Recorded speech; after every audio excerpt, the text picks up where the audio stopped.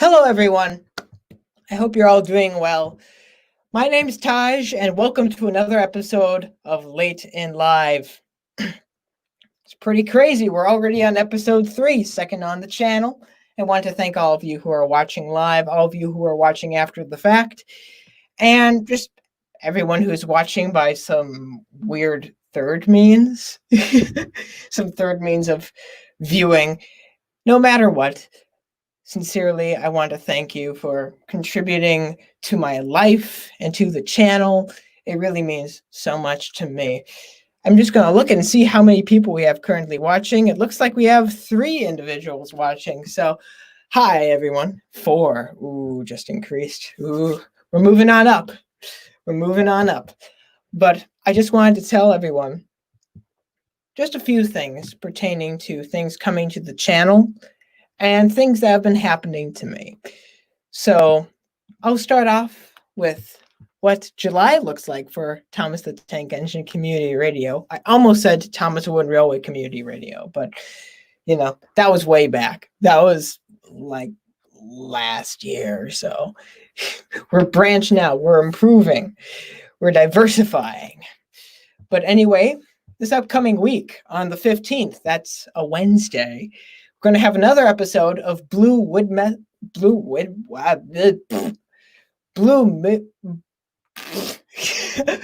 We're live. Blue Midwest Mysteries. I was going to say that it feels like there was just an episode last week, but there was just an episode last week. It's always a fun program. That will be Mr. MPS 2002, emphasis on the 2002, and Percy number 6, who was my guest last month. So make sure to tune into that. Those are always a blast. And I'm seeing some people down in the comments, some of my guests. And I just want to say once again, thank you all for being on or watching or no matter what. You know what you're doing. You know what you're doing. But on the 17th, we have another episode of the highly popular series Character Gallery with Lemmy and Matt, that being Matt T. I need to clarify that. Old joke. And then finally, 1 week from now, we have Thomas Mysteries with Solman and unnamed guest. I don't know. It's going to be a surprise. So, with that being said, I hope you're very excited for the coming month. There's lots of great programs lined up, and everybody does a great job. So, if you want to be on any of these programs, now, some of them are not accepting guests, others are. So if you want to, just check down the description and you'll see a place where you can sign up to be a guest on any of those shows, or any of those shows who are accepting, I should say. Actually, that brings me to a cool point. You can be on Late in Live. That means anyone. I've got lots of people who are telling me that they want to be on the program. So if you're one of those people, feel free to look down the description and fill it out while we're live, while we're going out from not coast to coast, we're going internationally probably, you know, if we're allowed to. And if you have an idea for your own original show, we're always looking. So with that being said, that pretty much wraps up the community radio business. And that's all I can say officially on that. Now it's time for me to talk a little bit about what's coming to my channel. And some of this ties into what we're going to be talking about today. Of course, I mentioned in the last episode that my series is currently on hold. I'm working on it, but I've switched streams to a different project. That project being an in-depth review of Thomas and the Magic Railroad, which is tomorrow. It's going to be celebrating the 20th anniversary since it was released in the UK. I'm planning for it to come out on the 24th. So that's going to be a busy weekend. That's going to be me on Friday, and that's going to be the parody film, which looks fantastic. And from what I've seen of it, it is fantastic, of Mr. Conductor Fan and Wooden Railway Reviews and Jacob and all of these different people who have been putting so much passion into this project. So if you're a Thomas and the Magic Railroad fan, then it's going to be a great weekend. or even if you're just nostalgic, it's going to be a great weekend. So keep your eyes peeled for that. And it looks from in the comments that we have some ideas for shows that are brewing. Some people who are asking for co-hosts or looking for co-hosts. So if you, once again, this community is so generous that if you want a co-host for your show, you can just I imagine you could probably just post that on Twitter, and you might have some people who are already raising your hands. And if they don't retweet, then tell me, because then my Twitter, which is at Late Live with Taj, I forgot to plug. Make sure to message me, and I'll retweet that. So, you might even retweet that on my main account, depending on how much traction it gets. But anyway, we'd love to have you on, or at least I'd love to have you on. I can't speak for all those other top trains. Useful Engine 11's in the chat. He says, "Hey man, what's going on?" Oh yeah, I have this ability where I can do this thing. Says, "Hey man, what's going on? What's going on, I guess. I'm going to promote in the comments section that I have a podcast channel with two other guys with the Disgraceful, Disgusting, and Despicable podcast." Yes, I've seen some of that, and I do enjoy it. I do enjoy it. And my second guest and fellow community radio member, Trains and Tugs, brings up, "We're all communists. We're so generous." And I can attest to that second one. And I don't know about the first one. I can't speak for everyone. I don't think Lego Lover would like that, but just kidding. Please, Lego Lover, be on the show sometime. He also does great live stuff, so go check out his channel. And with all that being said, I guess I should probably address the elephant in the room. We're not going to have our guests on for a little while longer, because I felt like, because of what's going on in the community, I should address this, especially being that it relates to me very personally. So I think my silence would be harmful or be discouraging, especially given what's going on. I will state this, that my opinions and my beliefs are not necessarily what everybody on Thomas the Tank Engine Community Radio believes, but I feel it's important stuff and I should mention it. I will say this, that the fellow members of Thomas the Tank Engine Community Radio have been nothing but kind and generous to me throughout this process. And I want to thank all of them, every single one of them, for all the help and support that they've given me. And I know some of the things where I'm going to say some stuff where it's like, how can people disagree with that? And I guarantee you, nobody on community radio is going to disagree with that. So disagree with those points at least. So yeah, I'm just seeing other people in the comments before I get into this. "No more communism, Tug. The Greece war was already enough," says Ronnie, the 14XX. And Epic Entertainment Film says, "I have a Thomas and the Magic Railroad film in the works. It's going to be fun. I'm coming for you, Vinny." I heard of that. Honestly, I heard about that being made. And I'm really excited for that too. So I'm going to be right there in the front row. If it gets shown in theaters, once theaters open up again across the country, some are already opening. But if you get any screenings, I'm going to be there. I'm going to drive out there. I'm going to see it. You better believe it. But once again, I wanted to comment on this issue, and that is the issue of safety within the community, especially targeted towards younger individuals within the community. A large amount of this channel's fan base are people who are around the age of 12, 13, 14. People who are young and maybe just discovering that there is a fandom. So I feel that this message, I want to say, is a cautionary tale to a certain extent. So, and just a message of warning. I'll put it that way. It's nothing to be like, you shouldn't be like afraid of the community or anything, but you should be intelligent. And I know for a fact that this community, there are so many smart people here. There's so many smart people and so many mature people here. And I don't want a few bad eggs to ruin the bunch. So I'm just saying that right now. So,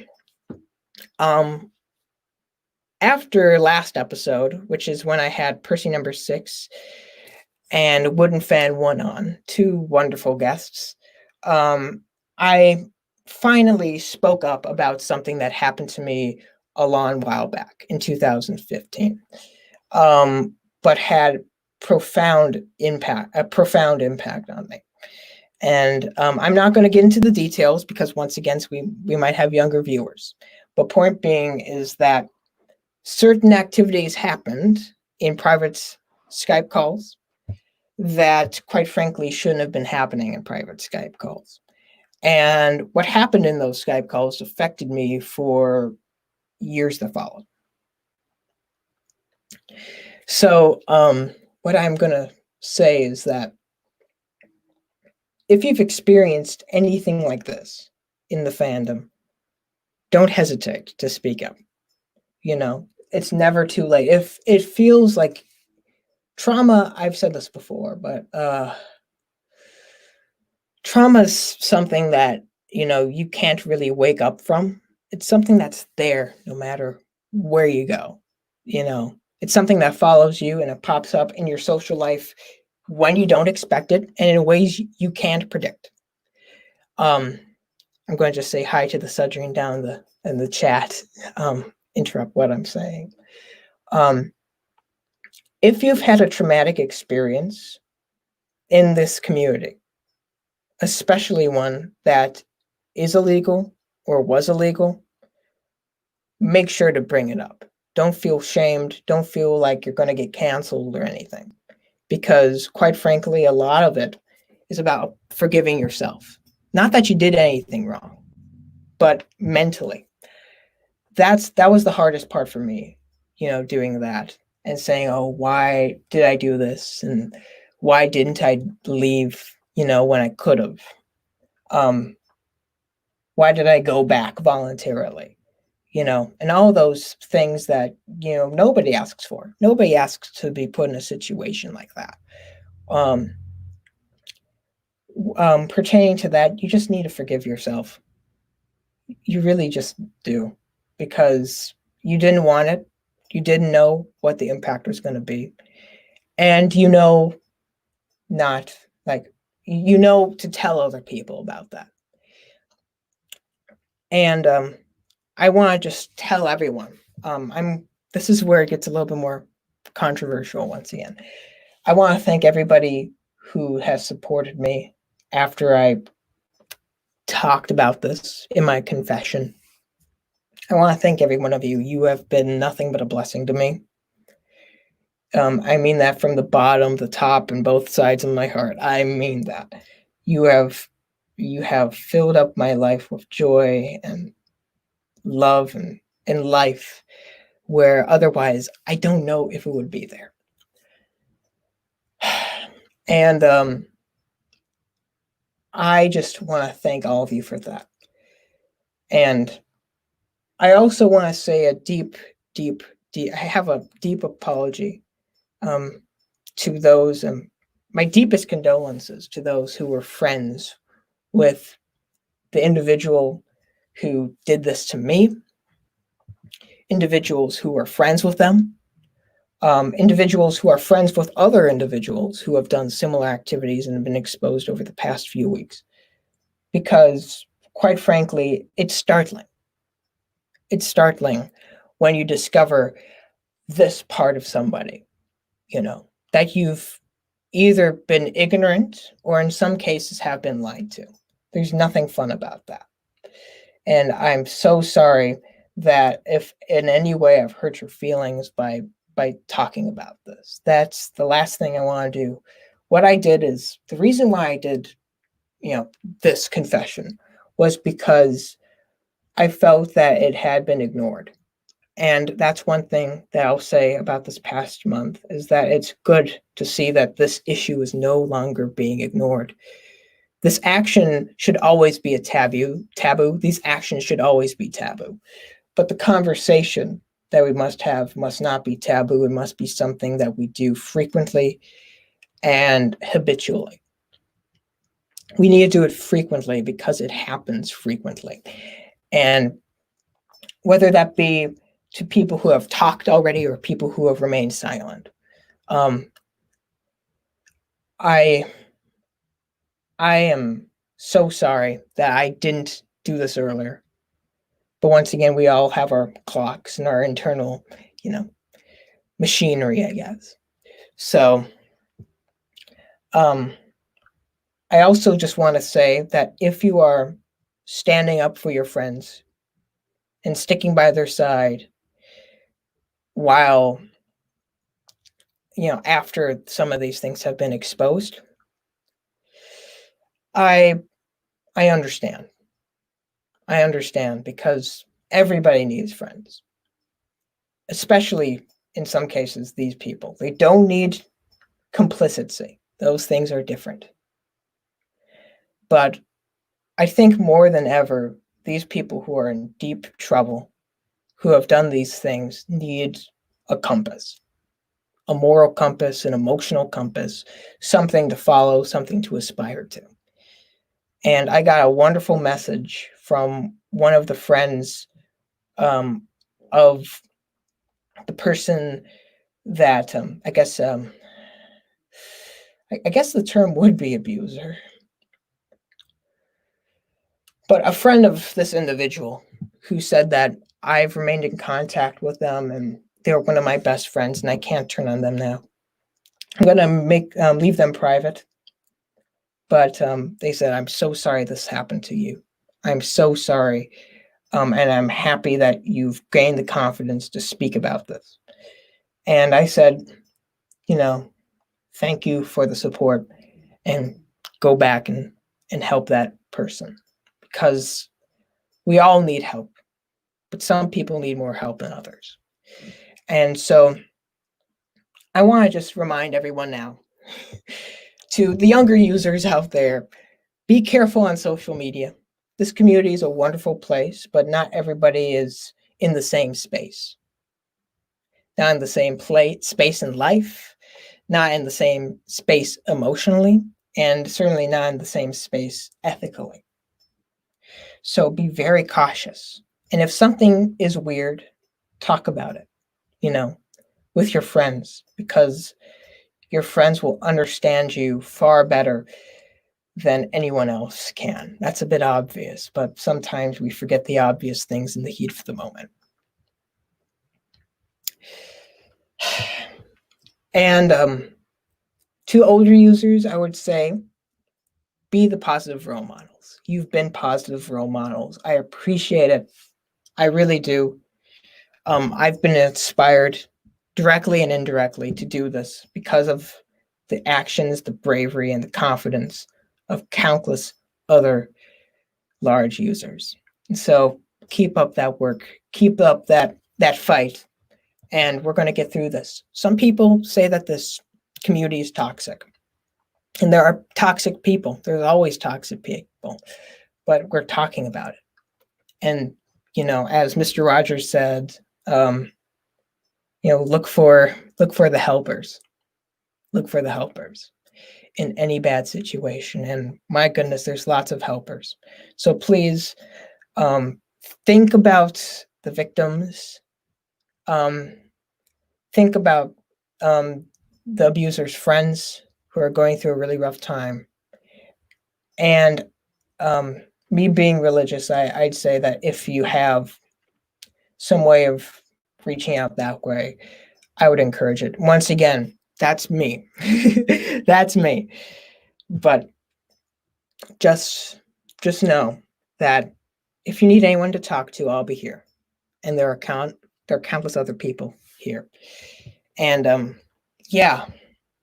So once again, deepest condolences to the people who are affected by this.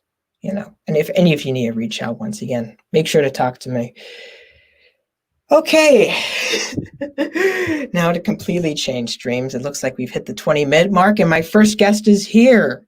My first guest is an individual you've likely seen on Twitter. I have talked with him numerous times over that medium, but I've actually never talked to him face-to-face, or I guess as you could say a profile pic to screen. I'm, of course, talking about the wonderful, multi-talented LNERJ70. Oh, hello, everyone. Oh, I'm sorry.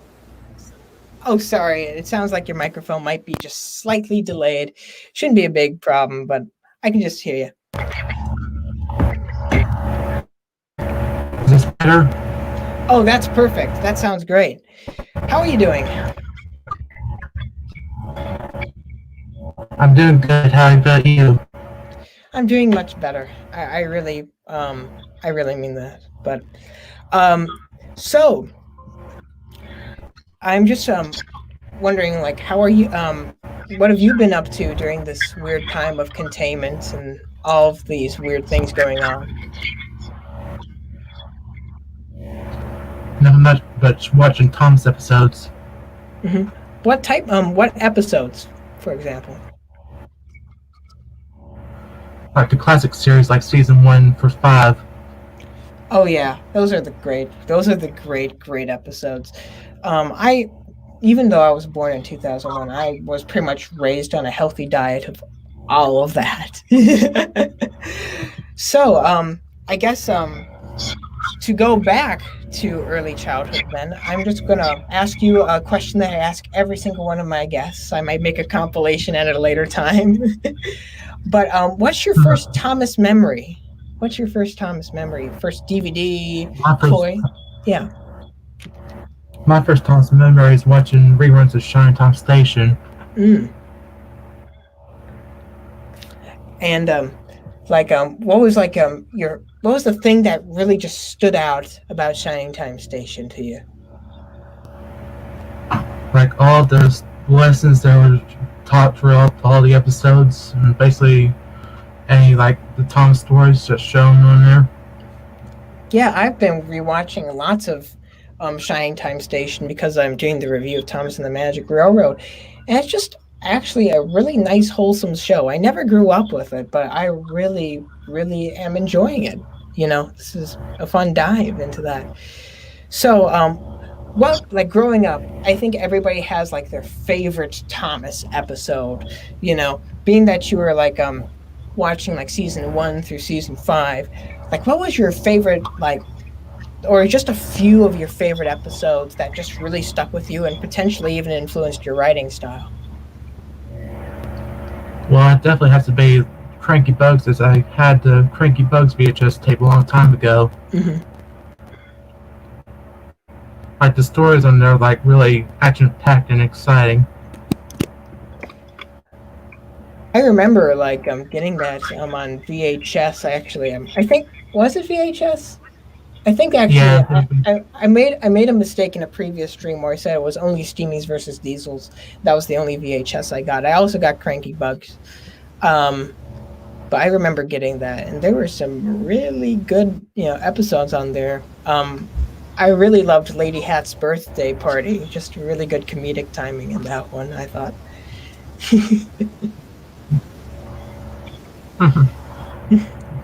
So, I'm just wondering also, what were other shows that you really watched as a kid that just really stood out, like in some way or some fashion?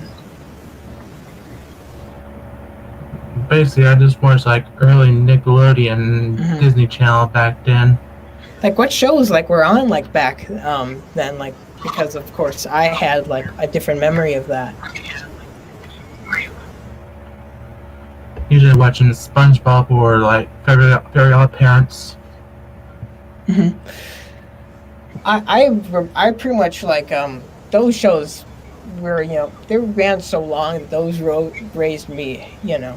I'll say that. And I even went back and watched older Nickelodeon shows like Pete and Pete.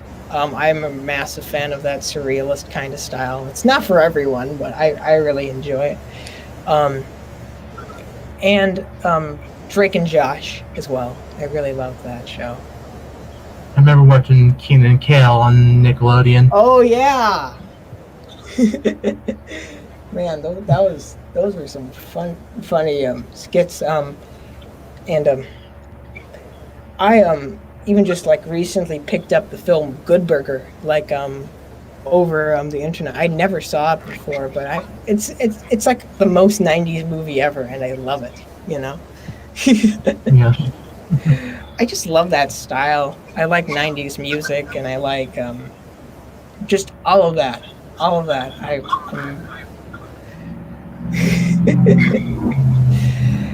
And I'm just looking at the comments, and we have some people who are commenting. We have Wooden Fan 1, who was once again a guest on the last episode, and he says, "Well, hey, you crazy kids." Benjamin agrees that season 5 is dope. It really is dope. I don't know if that's the word I'd use for it, but like that one always just kind of stood out like as being like almost in a way it wasn't like the last season of the show, but in a way it kind of felt like it because everything was exploding and it was like the end of a nice fireworks show, you know. And Rolling Duck Studios brings up a very good point. Yay! Wash hands, wash hands, wash hands. And I hope everyone's washing their hands out there too. Will Thomas says, season 3 is my favorite season personally. What's your thoughts on season 3? I think sometimes it gets a little bit lost in the shuffle. Yeah, it's like a mixed bag. There's some good episodes and some like decent episodes in season 3. Like what would you say is like examples of like some of the weaker episodes in season 3? I'm thinking maybe Tender Engines, like based off Tenders for Henry. Oh yeah. Like supposed to have Flying Scotsman in the original story, but yeah, there's Tenders in the episode. Yeah, I always liked the Railway series version of that a lot better, you know, than even the TV series version. I don't know if that's a hot take, but but yeah, I do agree with that. Other episodes, I'm just looking through all the other ones. You know, I don't. A lot of people hate this episode, but no, but sorry. I forgot how to finish my sentence. I'm a little mixed on Thomas gets bumped, I guess. That seems to be a traumatic episode for a lot of people. Did you ever have any like childhood trauma, like while watching like Thomas as a, you know, when you were, well, as a child, childhood trauma? Not really, actually. I wish there was something similar. Yeah, I was never really scared of Thomas either, you know, to be honest. Even like the scary ones. Actually, as a, I guess I can say I'm a grown up now because I'm 18, but I am just I actually get a little bit more like scared by you know, the episodes now than I did like as a child, especially like episodes like Ghost Train and stuff like that. Now I get a lot more of that sense of dread, you know, that it seems everyone else does. Maybe that's just because I've watched like The Shining and know like Wendy Carlos's like score of that. But how did you discover the Thomas fandom? Were you just like online and you just saw, hey, you know? And if so, what was like the first video or first channel you found? Well, I actually got into Thomas when I was younger, but then around 2005 I got out of the show. It wasn't until like 2013 when King Railway came along, and that's when I got back into Thomas. Mm-hmm. And like the first series I saw was Enterprise Engines. Mm-hmm. Enterprising Engines, yes. You know, I just went back for the first time like in like 5 years onto Enterprising Engine 93 wiki. And you know, I love that show. I love it. I know it's one of your favorites because I saw it on your Twitter page. But it's just a really well-made show, you know, with lots of intricate characters, and all of that. So how did you you say you like got out of Thomas like around 2005? How did you get back into it, like with King of the Railway? Did you just kind of see the cover and like be like, bam, I think I'm gonna like that? It's like I've seen a little bit of the season 13 through 16. I thought, well, Thomas is now CGI. What's all this? And like when King of the Railway came along, I just noticed how much the animation improved since season 13 for 16. Yeah, I guess this is a little bit relevant given that it's come up as a point of discussion recently, but opinions on season 12 and the CGI incorporation with that. I think that they are trying in season 12, trying to make the faces look good on screen. I actually I remember like really liking those episodes actually as a small child, I guess, or a smaller child, because it was around like 2000, like it was like right after season 12 that I got out of Thomas, like hardcore, and the show were more community oriented stuff. I really like was it like Mr. Arkwright at the time, like who was doing like the stuff at the station? Yeah. Yeah, I always thought he was very underrated, and it's, but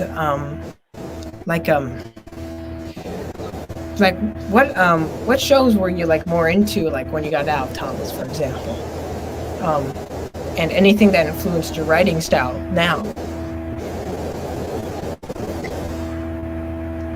Well, I've been watching The Sweet Life of Zack and Cody. That was like after I got out of Thomas. And some little bit of That's the Raven. Oh yeah, all those Disney Channel shows, and I remember like I remember like when I got like out of Thomas for a season. I got back actually when like some of my mom has a friend who has some younger kids, and she was like, oh, you should take out the Thomas trains, when they come over. And I just saw like the joy it was bringing them, and I was like, I miss this. I just realized it now. I miss this. So that's when I got back in, and that was around the time that the Thomas Wooden Railway competition was happening. So I think it was around that same time period, like 2012, 2013, Yeah. She looks like on that. So, you also mentioned that some of your other favorite shows are Thomas Wooden Railway Adventures and Sundry in Conflict. So, what about those shows like really stood out to you and kind of separated them from the pack, I guess? Were there like any episodes that you were like, wow, how did they do that, Not for like Turtles series, Khan, like I like all the different takes he has on the characters. Like giving Ryan a good personality. Like when the episode where Ryan lost his coaches, like that hit him like really hard.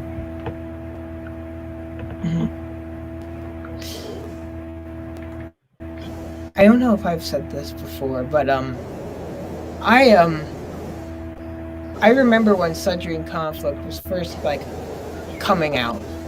I remember it very vividly because that was around the time that we were making Sundry in Tales, me and MPS and Enterprising and a bunch of other people. And at that time, Sundry in Conflict was this thing where it's like, oh, do you know about this show? It's all of these like really short, like serialized episodes. You should really check it out. And so I remember very vividly like watching those early on. And his style's just grown so much since then, even like Turtles Erdl. And all those great, tellings. Yeah. And we have some contentious comments in here. I guess this kind of proves my point that season 12 is a little contentious. Here we have Will Thomas 199 saying, season 12 is the best out of the new series, I think, but I don't like the animation on the faces in that season. Meanwhile, Wooden Railway Edward says, in my opinion, season 12 is the worst of the new series. So, once again, it's a very divisive series, I guess you could say.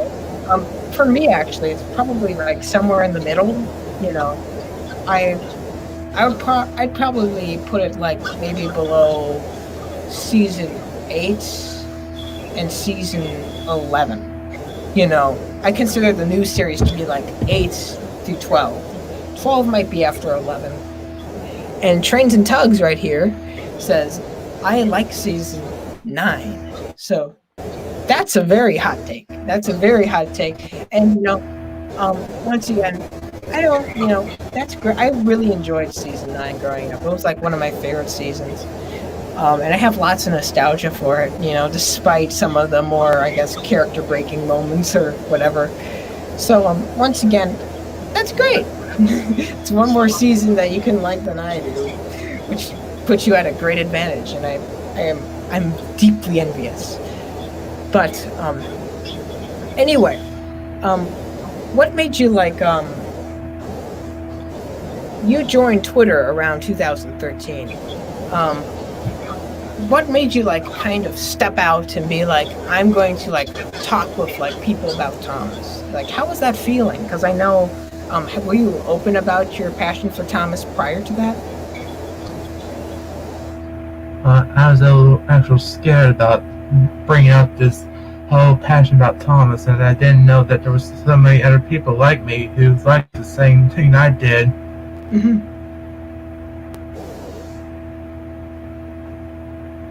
Then I realized then we can just have fun liking the same thing, not worry about being judged about something that we shouldn't. Mm-hmm. It's really no different than liking any other children's show, Yeah. Like people who like Blue's Clues or Mr. Rogers' Neighborhood, they like them because they like the style and they like presentation and they like what those shows have to say, So, how did it feel like to finally, like, I guess the term would be like, come out about your passion for Thomas in this like community? Was it like a revelation to you? Yeah, it's like I can just tell the world that I like this one franchise and just don't have to worry about anything around me. Mm-hmm. Who were some of the first people you talked to? Actually, it was Matt who I talked to for the first time, and we actually been great friends. Mm-hmm. He's a great guy. He really is. And I need to clarify once again, that is enterprising. So, and I've seen you kind of talking to each other, even going through Twitter and seeing, wow, 2014, you're talking to him, and that was back when he was, he was using the Presidential 93 Wiki's Twitter account, which he later turned into his own. So, yeah, I remember that. Yeah, really good guy. Are there any other people that really stand out in that era? Psychic J, he stands out the most. Sidekick, I haven't talked to him as much, but he just always seems to be very nice to me as well. I say that a lot. There's lots of nice people in the community.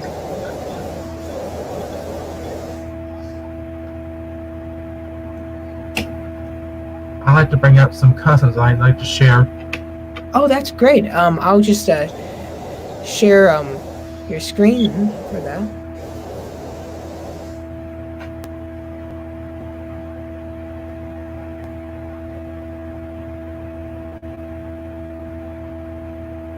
There we go. You're on screen. This is a little bit unorthodox, but it's great. Here we got a custom brand Rosie made by Thomas Winrelli Maltz. It's a 2007 LNER Rosie with painted sides and like printed out decals. That honestly looks really good. He always does a great job. I really like it. Yeah, he does. That's one next thing. We got a custom red narrow gauge coach. Whew. That one looks Same really two Rosies. Like a paper decal on all the sides. And the face is paper too. Got a second one.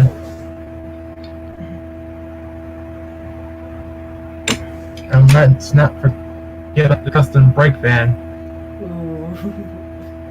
That one, ooh, wow, that one looks like almost like exactly like the ones like would for like the TV series. Yeah. Hope to get more of these sometime soon. Yeah. From him.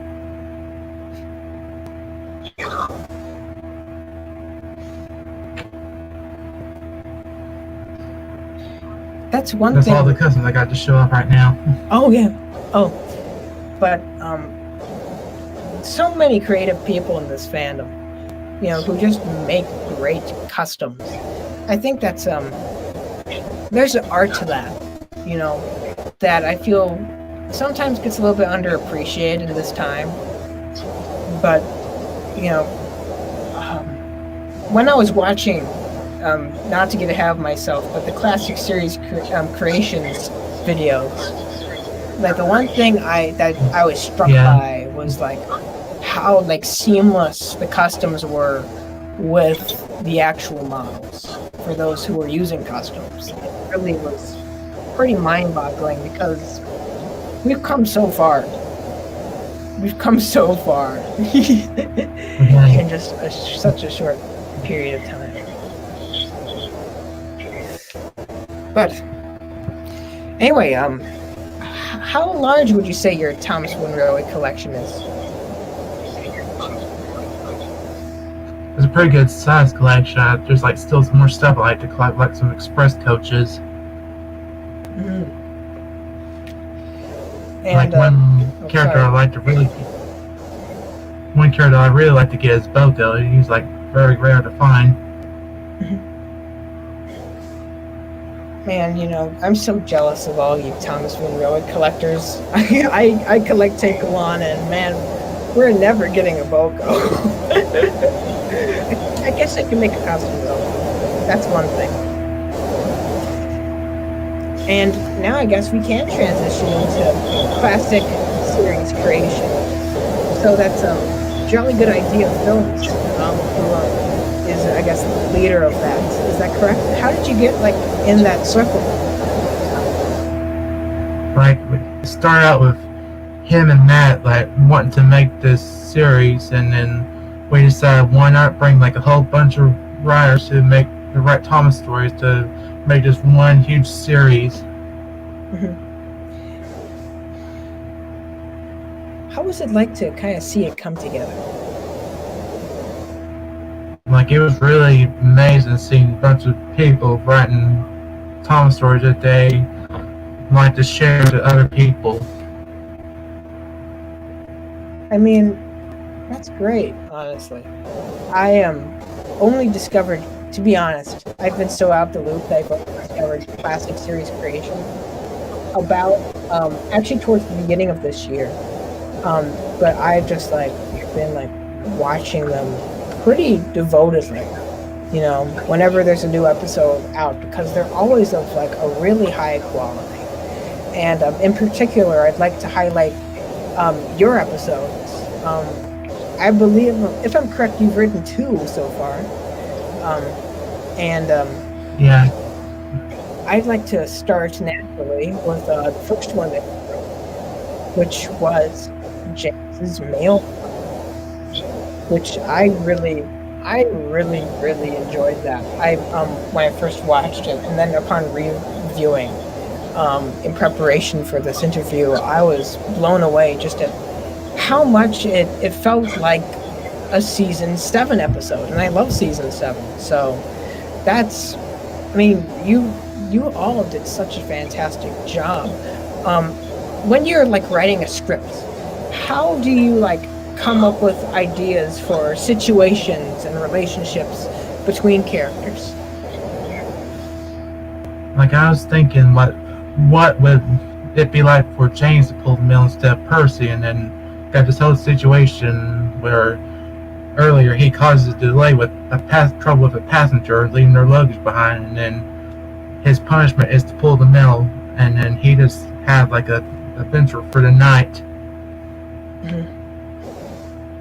And I really liked how it showed that James was it didn't like him being reckless with what he wanted to do, that being pulling the express. Once like he did like once he failed at that and was punished doing the mail train, he was like, oh, I need to rise to the occasion so I can do what so I can get my job back. But then he ends up doing the same thing, and then all of a sudden it kind of clicks for him. I really like that because it has like the same kind of feel of even like something like Percy Takes the Plunge or something like that, where it's about testing that, and eventually it's only when you fail at this certain thing, you realize the consequences of that the character turns, where the arc's complete. The other episode that you wrote, which just came out about a month ago, was Peter, Sam, and the Painter, and I loved this one too. Man, I'm really envious, because not many people can really write in that style, of the classic series. But I was wondering, and this might be a absolutely dumb question to ask, but the Painter, that was not based off of Bob Ross by any chance? Oh, it was. It was supposed to be our version of Bob Ross. It was a good likeness. It was pretty great, and I liked it. It had just like almost like it was a nice self-contained story, which I don't think lots of people do, anymore. They're kind of more about like the large, inter-series arcs, and sometimes I think the art of a nice concise story sometimes gets put to the wayside. So great job, honestly. Well, I can't take all the credit for writing Enterprise Engine and Time Sense. That they helped me with the script, like changing certain parts of the script so they'll be good when it's shown on YouTube. Yeah. So that actually leads me to another question. What is like the process of like writing a script? Like what's the process from writing a script to watching the finalized video? Like who does it need to go through? How do people get contacted? What are all the little connections that need to take place in order for the big, picture to be made? Well, usually, like, we just like see the events that happen around the world, and then we take inspiration from that, and then we write those like a draft of the script, and then we get like the finalized version of the script done, and then it's sent to the filmer so that they can get their part to film, and then soon once the footage is turned in, like it's edited together so it can be shown on YouTube. Mm-hmm.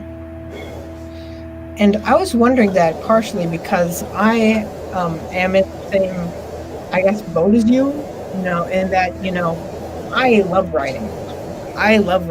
It's the making that sometimes, especially for me, it's a problem for me because a lot of my ideas, being that I grew up watching wooden railway videos, are ones that are compatible with the wooden railway range. So I guess I I've done work with MPS, and I did some work with Roman. And you kind of doing this writing for commission, I imagine it's pretty similar. So I really am enjoying hearing what you're saying. Out of all the other episodes of Thomas and Friends Classic Series creations, which one that you didn't necessarily write?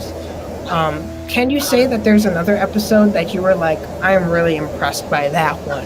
I'm gonna watch that and see if there's anything there I can learn from it. Well, actually, I have two stories that I like. One of them is our Gordon Goes Foreign adaptation that Joe wrote. That's a good one. What's here? Oh, sorry. What's your favorite?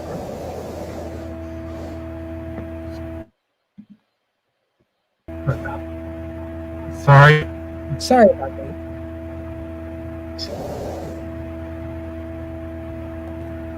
Here we have a Rally Series story that's been seen on YouTube that wasn't was originally supposed to be on the TV series.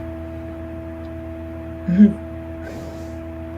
I've always loved that one. What's the other story? A new novella written by Time Sunset. Mm-hmm. And actually, the Sir Handel crop appears in that episode. Mm-hmm. Times is really good at writing that story. Mm-hmm. He's just so talented. I remember when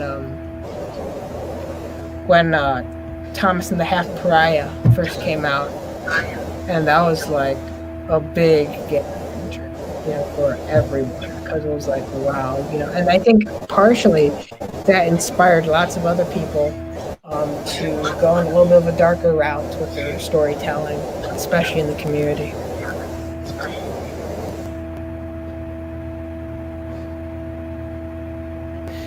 So, I'm wondering, you have mentioned that you are going to be making a series very soon with your Thomas Wind Railway items. Do you want to talk about that by any chance? Well, I'm not. Currently in the plans of preparing. I'm in the progress of starting one up. Have not decided yet. Mm-hmm. And that's perfect. I've been planning for pretty much as long as I've been on YouTube, and I still haven't made a real official series that wasn't a parody of the videos I was making as a young child. So, you're great. You're perfect. But I just want to say that whenever that does get made, we're all going to be we're going to be anticipating that with a lot of excitement, because we all know it's going to be great. So honestly, I can't wait for that, because your writing style is one of those that I feel has, once again, those classic vibes to it, and I love to see how it works in a more, I guess, narrative setting as opposed to a serialized setting. Or no, flip that other way around. So, are there the most recent episode, which got uploaded just a while ago, last week actually, was one called Plane Crazy, which was written by Train King James, who is a friend of the program. I just once again am so blown away at the set design. I love how it flips over brands.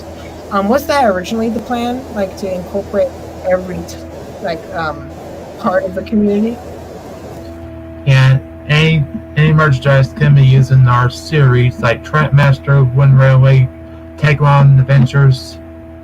Mm-hmm. And I also love that there's like a different narrator every episode, where it kind of swaps around. Sorry about that. But,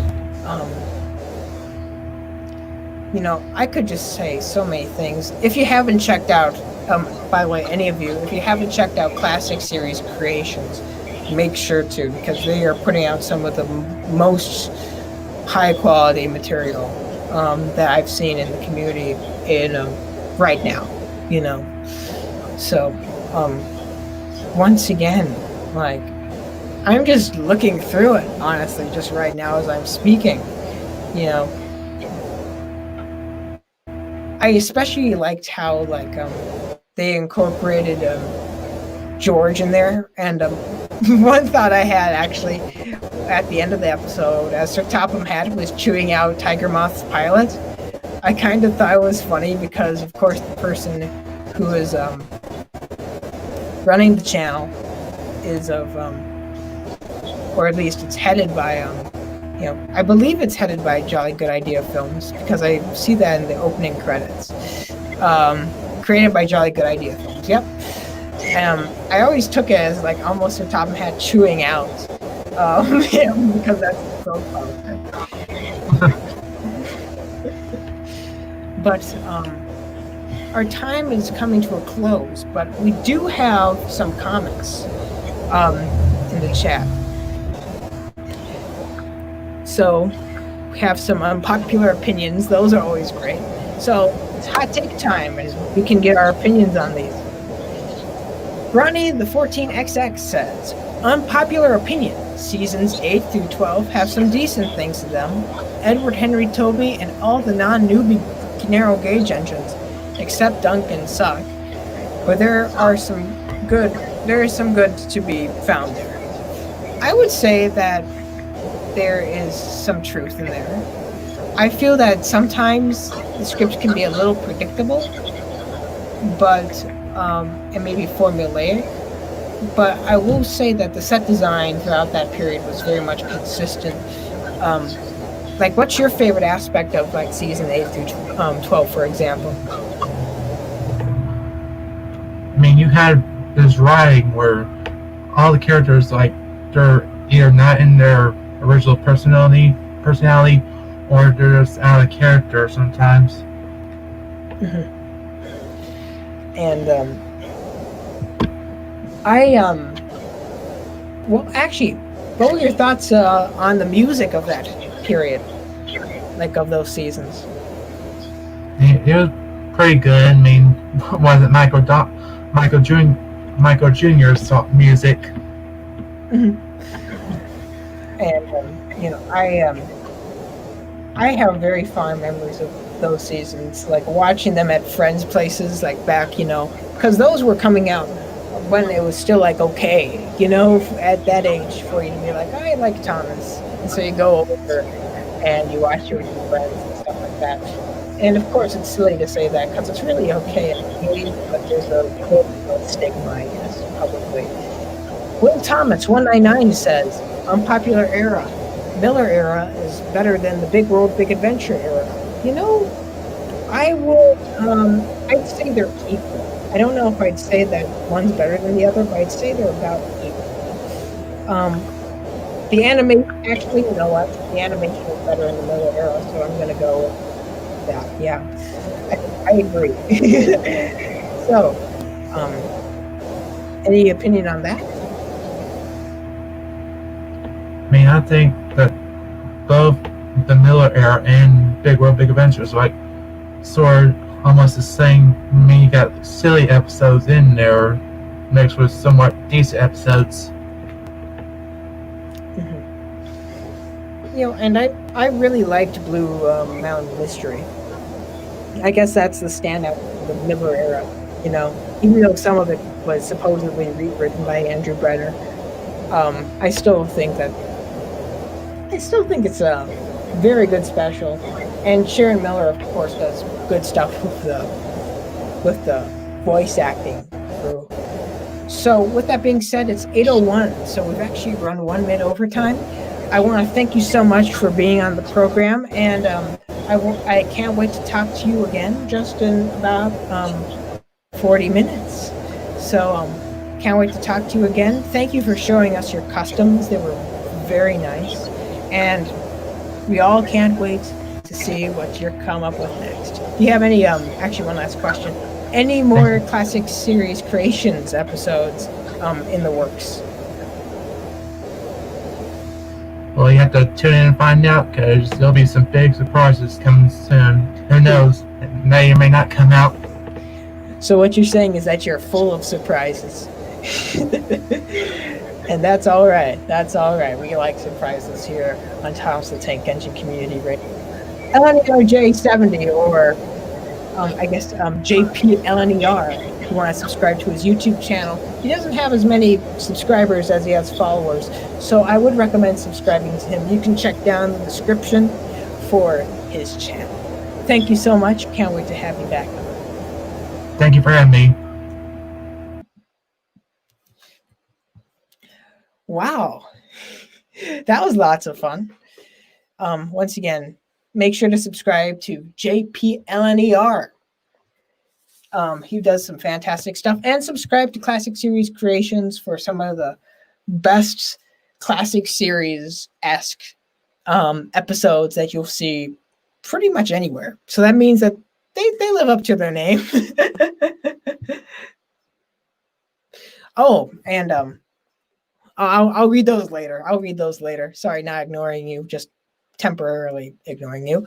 My second guest, of course, if you just read the read the picture on the screen,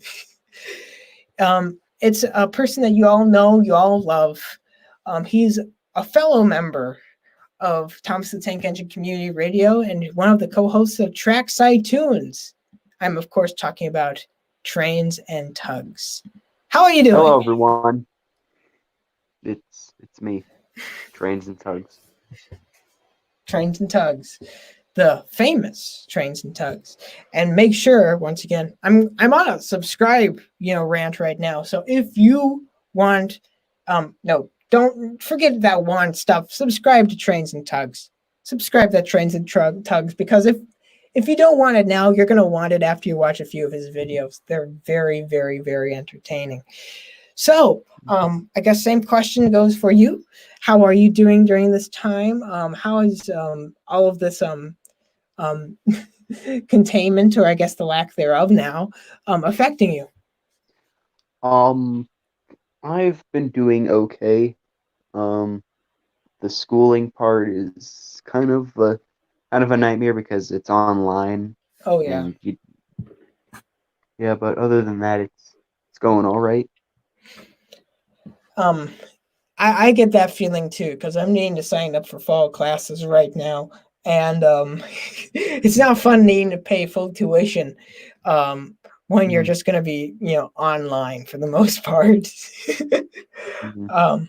Because even if you pay full tuition, then that I'd like to at least be able to stop in the in the cafeteria with my card and all that, and just swipe it and all that. But with that being said, I guess I'm gonna be a bit redundant once again. Might make a compilation sometime in the near future. What is your first Thomas memory? First episode you watched? First toy? Anything? Now, I have varying accounts of this, but the first I've ever heard of was from my mother, where when I was around 2 years old, I had this Thomas the Tank Engine plushie, and when I first got it, apparently I stared at it for a long time. So that goes to show to you, even from a young age, Thomas the Tank Engine had a very big effect on me. And I remember very early on that even when I was 3, people say that, if you're very, very fortunate, you can remember stuff when you're 2, but typically it's 3 when you start having, your memories. And even then they need to be very, very, very strong. I remember very vividly getting Calling All Engines on DVD, and especially watching all the advertisements after the special was over. And I just realized that I think that might be my first Thomas memory, because I think I got Calling All Engines before I even got any Take-A-Lon, so that's a while back. Well, it's all a while back now, you know? Yeah. But, and I guess the next logical question to go to is, how did you discover the Thomas fandom? And were you open about your love of Thomas prior to this? The first I'd watched Thomas content on YouTube off and on, but I got involved. I really started watching around when it wasn't around when I wasn't here per se when Turtles' content was going. It was new. He was doing. I was watching around. I started watching around late 2016, early 2017, and then I sort of like stopped watching because I had gotten to a different interest. But then I'd gotten back to it like near the end of the year, and then I kept watching, and then I finally said I'd make a YouTube channel, and that one doesn't exist anymore. I kind of left it for my my Thomas themed one, but then I made the one that has the username TTTE, and you know, I discovered tugs around that time, and you know, no one had the username, and I'm like, you know what, I like tugs. Tugs is a pretty good show, so I decided to join. And that's one thing I've noticed a lot about your videos, is that they're unique in that they kind of, you know, have, especially your series, Origins. Yeah. Let's just say the first few, like until episode 8, 7, 8, and 9, I'm not really proud of those, but they're the stepping stones of what I've like learned, what I can do. Yeah, you know, everybody has their first stepping stones. I certainly did. And you know, I've kind of grown to be affectionate of them, because it's like, what would be like the phrase of it? Where it's like, it's a love-hate scenario. Yeah. It's like a misshaped potato that, you know, you laid crop for, you know, and you really wanted to, you know, raise that crop well, and then it comes out like a just some weird shape, and you're like, well, it's mine, and I'm proud of it. And it's important, you know. So that's the weirdest analogy ever, I understand. But you know, it works. But yeah, your series, Fall of NWR Origins, is very unique in that it kind of incorporates, you know, elements of both. You know, I have yet to see a video by Turtles and Thomas, which has equal parts Turtles and Thomas. So I mean, get on that. Better believe it.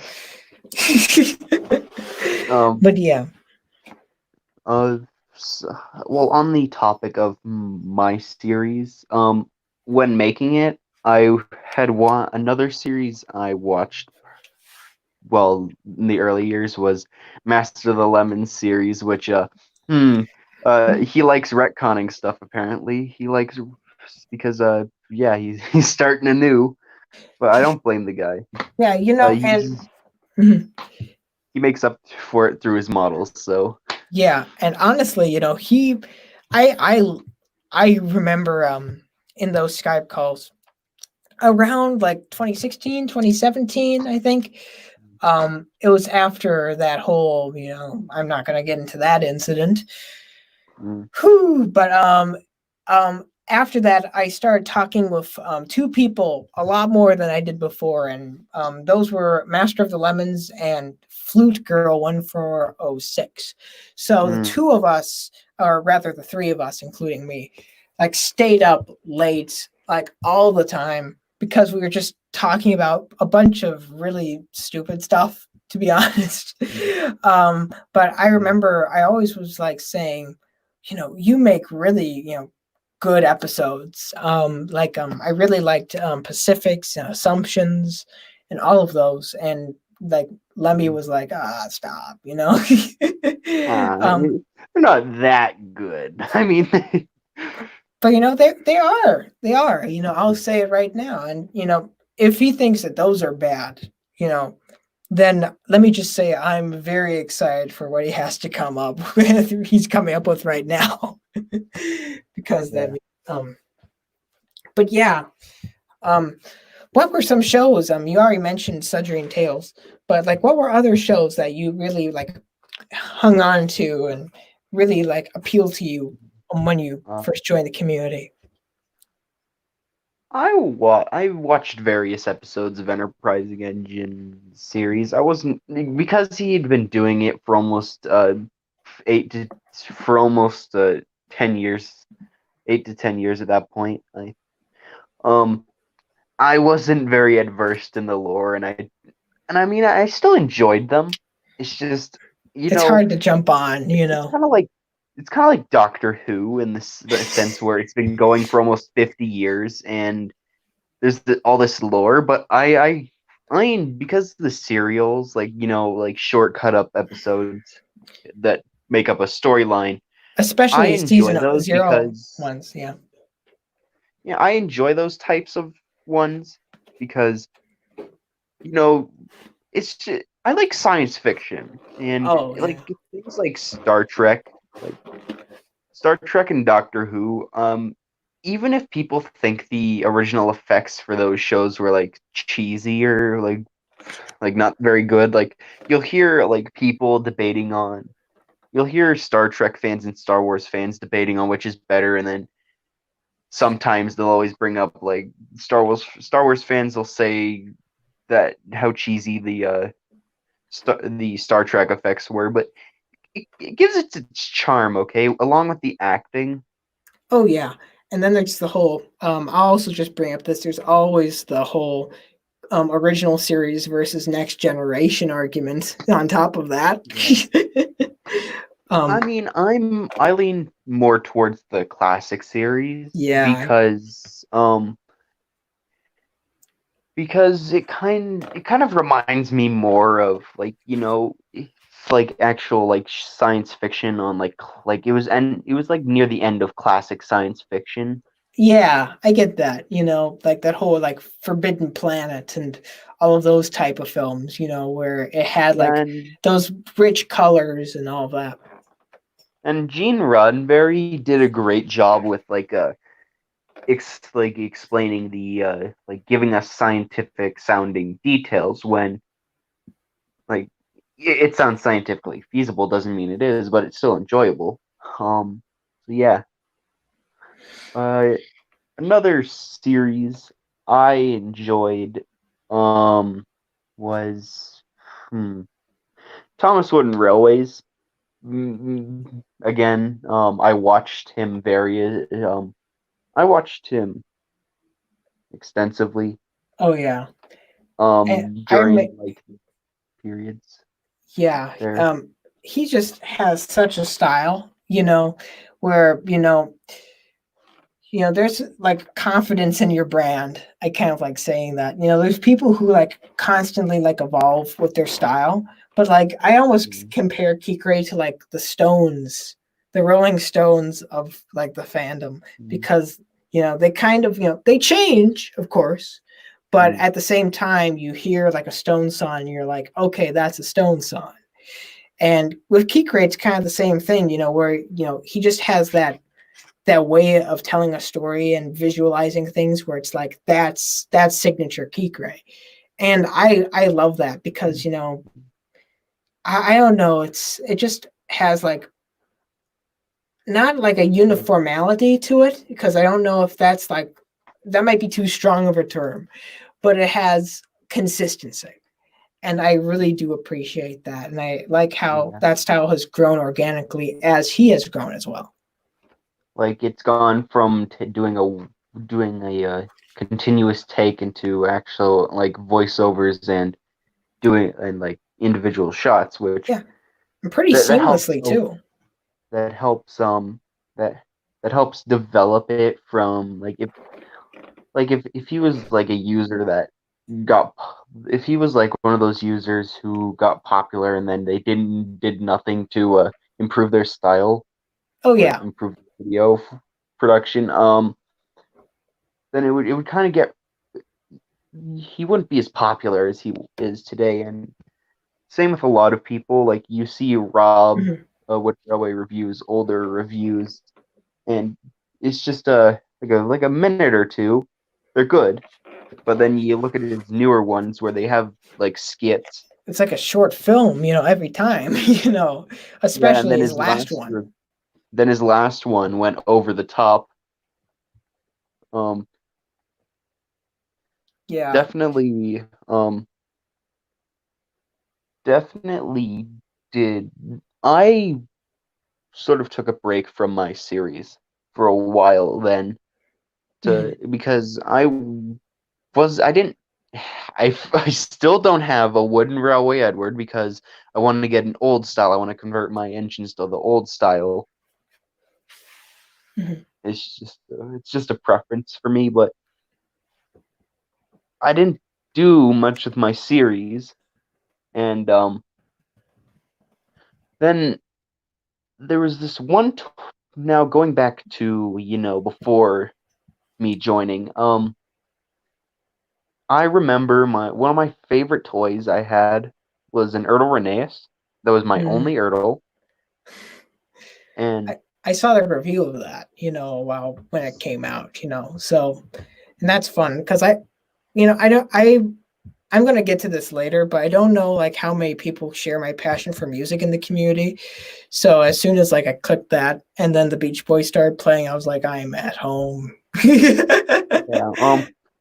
I yeah, the Beach Boys, anything from the '60s, honestly. Yeah, 60s through like the early 70s. Like I really love the Sunflower album. That's really good. Um that's turning Um, 50 too. mm, But especially Pet Sounds and Beach Boys today. Love that. Love it. Um one of my all-time favorite songs is "Strawberry Fields Forever" by the Beatles. oh yeah. Beatles are like my favorite band. And I know that's such a cliche thing to say, but I mean like they are. Because the consistency and the variety is just impeccable. Like, Especially like once you get to like Revolver and stuff like that. yeah, their sound was groundbreaking. It basically, along with Pet Sounds and Sergeant Pepper's, they basically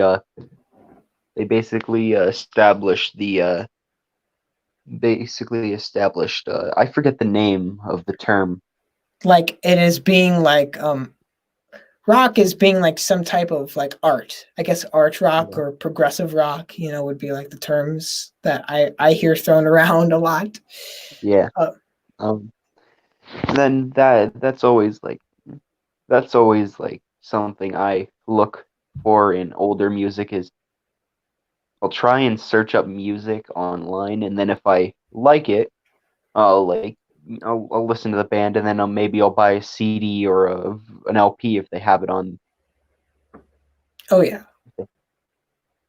Yeah, and speaking of music, one of my favorite theme songs for a kids show is the extended version of the original Fireman Sam theme. Oh yeah, I liked that too growing up. Yeah, and I've tried searching for the single that came from, and I found one on this website called Discogs. Great website. And then I keep forgetting to check on it and see if it's still there. So I gotta do that. So yeah, Well, it looks like Will Thomas 199 is a fan of yours because he's like agreeing, like he's saying 60s is the best era for music. The Beatles are the best. And yeah. I once again I love music from pretty much every decade. Like I listen to like blues music from like the 20s and stuff. You know, I'm that creep. But I'd say the 60s, there is something special going on. There's something real special. Anyway, back to Ertl Grenaeus, because we'll be getting back to music later. Yeah. Like what, like about that, like had like such a special significance to you? So I grew up with, like, just gonna put this out here. It's nothing. It's just to, like, give a understanding of what my situation with Thomas was. I grew up with a split family.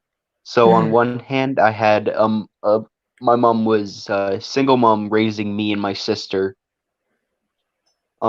And I was stuck with the lower end, not bashing take along, of course, take alongs. And I collect one. I'd say the same thing, to be honest. and in a little while, I had a bunch of these VHS tapes, and one of the VHS tapes, I have a fond. I've grown a love for it, and that was because I barely remember watching it. Is Gallon Old Engines, and this kind of ties in with the Reneeus thing, because you know how you grow a fondness for, like, the few memories you have of a certain something? Oh yeah, totally. For me, that was Gallon Old Engines when I joined the fandom. And one of the only things I've purchased on eBay, it was an Ertl Reneeus. And then eventually last year I bought a Railway Series book of Gallon Old Engines, and I just need a VHS copy and hopefully a DVD to round out what I want to get that's related to that one thing, because to me, Reneeus is my favorite character because I remember he didn't get very much development until, like, the newer series, and even then that wasn't really his The quote right unquote type of character. development. Yeah. But I still have a fondness for the character, even if he's acting out of the character that I originally remember him as. And it just, that kind of brought me into, like, having him as one of my top characters, because of just having an affiliation with an episode that I barely remember, but still I love. And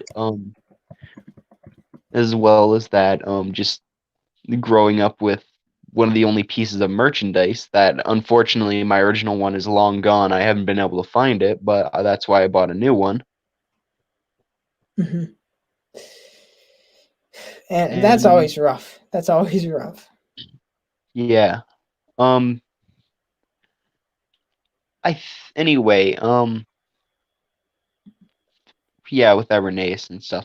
And then on the other hand, at my dad's house, they had a big old wooden railway set with like the 2003 stuff. So, I mean, it was still good. And then they had the Toby's Flour Mill, the roundhouse, but it didn't have the table or the turntable. And it was this big old play table with, unfortunately, the aquarium cars. Oh, you're lucky MPS is not watching, or maybe he is. I don't know, because else that would give him some trauma. Hashtag bring back MPS videos. I'm going to say that right here. That's going to get this video taken down. Sorry, kidding. Not really. But Matt's a great guy. All of them are, but yeah. Yeah. And I just, I had there was like the 2003 Thomas, Toby, and like Bill. Like I think they had Bill, but not Ben, or Ben or not. Yeah, Bill, and a few other characters, as well as a few pieces of rolling stock, as the aforementioned aquarium cars. But let's not dwell on those. But that honestly kind of shaped my opinion, and I look back on that with fond memories because, now I brand myself as a wooden railway user because I have those memories along with the other content like MPS, Wooden Railway Reviews, Those Turtles people and they grew up Thomas. with, yeah. Yeah. I kind of find myself in that same area, only I have even less. Thomas Wooden Railway. I mentioned this before, but I have a paint splattered Thomas I got as a gift at a wedding. When I was like, I think that I was like 4 then. I might be wrong. But even back then I was like telling like my mom, you know how kids like they don't have any filter. I was like, this is the wrong brand and stuff like that. Being like really loud. Then mom was like, oh shh, gotta be quiet. Hush. Hush, we'll discuss this later. And I think when in Canada they still have Toys R Us. Oh, and you guys are so lucky, man. And the last time I saw a TWR there, they had they were getting the wood stuff, like the unpainted stuff. And I'm looking there, they have wooden railway mic. I didn't pick any up because of course I didn't. And it just leads to the point of you grow attached to the things that you have. I mean, I regret giving away my VHSs because even if I get a new one, get replacements, they're still not going to be the originals. And same goes with just the Rheneas. I mean, I love the Rheneas I have now. All the same, it's not my original, but I still care for that one. Yeah, some of that magic's gone, That's the only real word you can really say. It's kind of like when you find when I guess what would be an example? When, a member leaves a band and and this was like one of the really like key members and they're retiring because they don't want to tour anymore. And then they replace him with a person who's just as talented, maybe even technically better, sounds exactly like them, but the magic's not there. There's just something about certain people and certain things and certain places. Like with Pink Floyd. Yeah. With you're referring to Sid Barrett, I'm assuming. Even though you probably could be referring to Roger Waters as well. Yeah, that's what I mean. Like, even if they were having disputes, they still knew how to do They still knew how to use their strengths and talents to make great music. Oh yeah. And that shows. Austin the Red Terrier says, "Go to sleep. It's 2 a.m." I'd rather not. It's not 2 a.m. where I'm at, but honestly, if it was, I think I'd still be streaming. Because once again, Lemmy, Flute, and I, we did some like 5 a.m. sessions. We stayed up all night. And those are good times, watching stuff that Lemmy would not be proud of me admitting to, like big cars, like in the little, like I forget like what even was like the little cars, like that's what it's called, the little cars, and just horrible stuff like that. Horrible Cars ripoffs that Lemmy owns because he's a massive Cars fan, and just having a great time. But anyway, sorry. Oh, what I was gonna say is going back to my series a little bit. I took a lot of inspiration from Lemmy, with like how he did those face masks for Oh the wooden yeah. railway engines. Mhm. I stopped doing them because they were tedious to make, and I don't have patience. That's fair. That's fair. When you have an idea in your head and you want to get it done, sometimes waiting, it's hard to um what's the um It's sometimes hard you to have a stay on track with yeah. them when it's like something that's difficult, like face masks and stuff. Oh yeah. Ooh, I hope that's not controversial. It shouldn't be, but but it's a little bit weird, It's kind of like when you're sitting on a bomb, and you know it's going to go off in a certain amount of time, It's like you need like you could think about like something like really intricately and be like, okay, so how am I going to react to this? How am I going to do like the most responsible thing? But but then but your instinct is actually naturally just to be like, I'm gonna get up and I'm gonna get out of here like as fast as I can, Yeah, let the bomb squad deal with this one. I ain't qualified.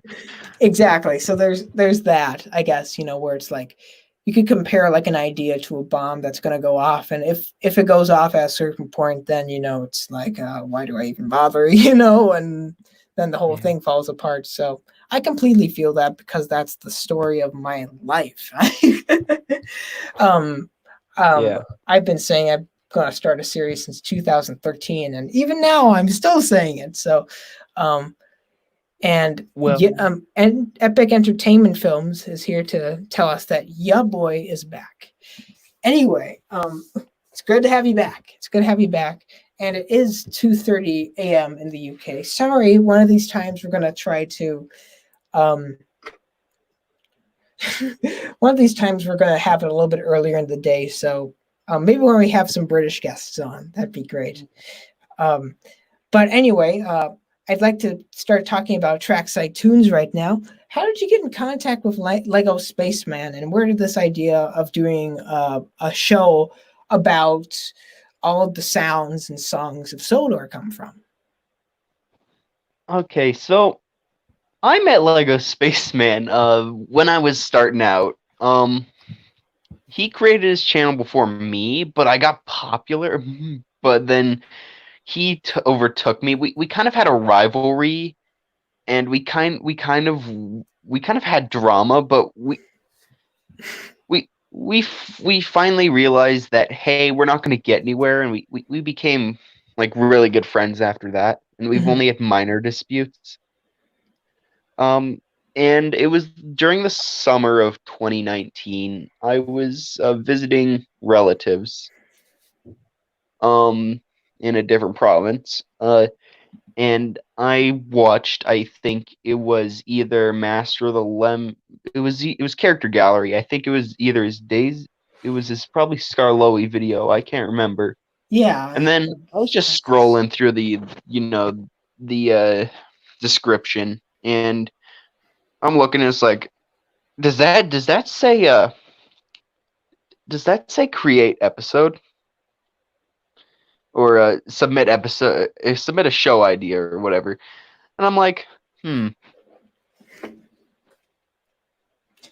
I think I could come up with a pretty good idea. And so basically what happened was just the whole thing was just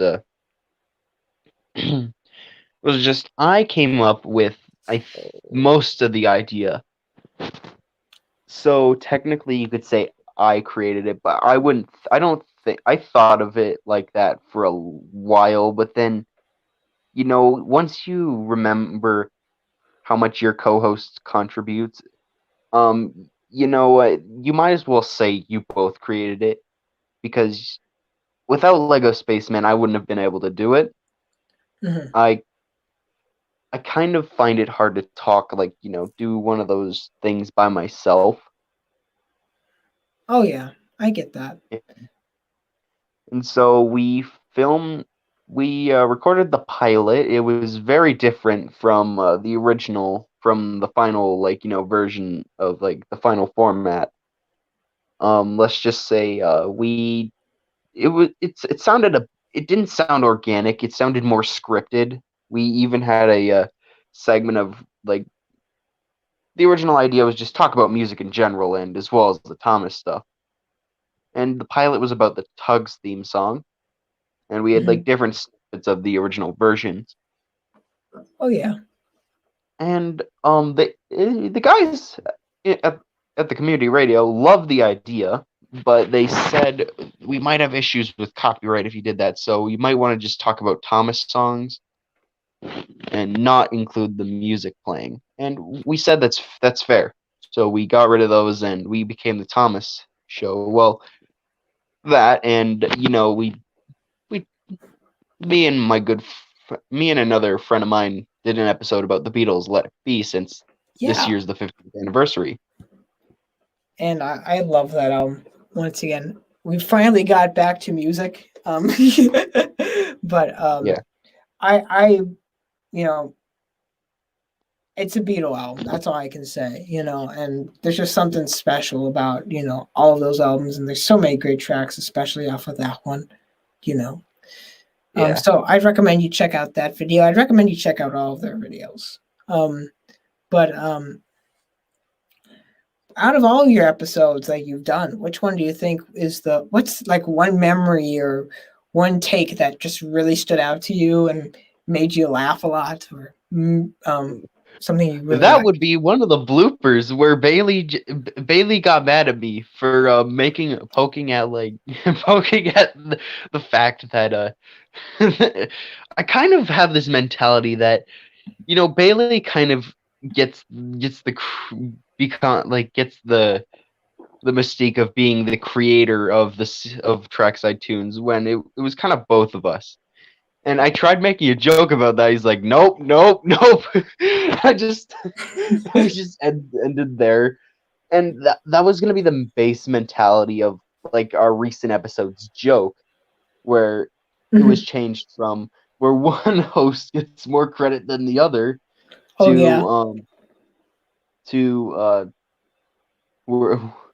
the show where the two hosts can't be in the same video for more than one episode or whatever it was. But I think Bailey gets this, is that we're friends, and I might get mad at him or he might get mad at me, but at the end of the day, nothing should be able to end a friendship when we're doing something like this. And I've had friends in the past, just show how much how much of a jerk they can be. But Bailey, I've been a jerk to Bailey sometimes especially during the early years, and he's forgiven me for that. And anytime he's been a jerk, I've forgiven him, because at the end of the day, there's no sense in being mad at your friend. It's But if you've apologized, if they've apologized to you, if they've done something and they're still doing that, being toxic, you should just cut off contact with them. And I've had that before, and that just retains to just this. Bailey's been bullied, and he was getting to a new low, and I think Trackside Tunes helped him out during that time, because he could talk about something he loves, which he loves doing music. So when doing that, he's always he's doing all his covers, and I do music occasionally. Yeah, both of you do fantastic work. I especially, since you're on, of course, Lego Spaceman does great stuff, but being that you're on, I really like some of the things that you have done, especially with popular music songs. Well, that's redundant. I I remember you did a version of Octopus's Garden, like in a Tugs like style. I remember yeah. liking that. Like that was nice. Because one thing I really like actually is that there's a large overlap between Thomas fans and Beatle fans, at least on the Thomas side. And I think that might just be partially chalked up to nostalgia and just how many connections the shows have.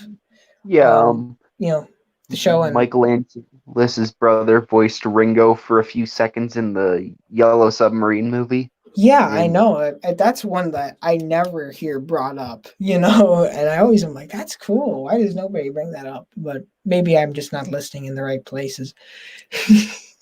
Yeah.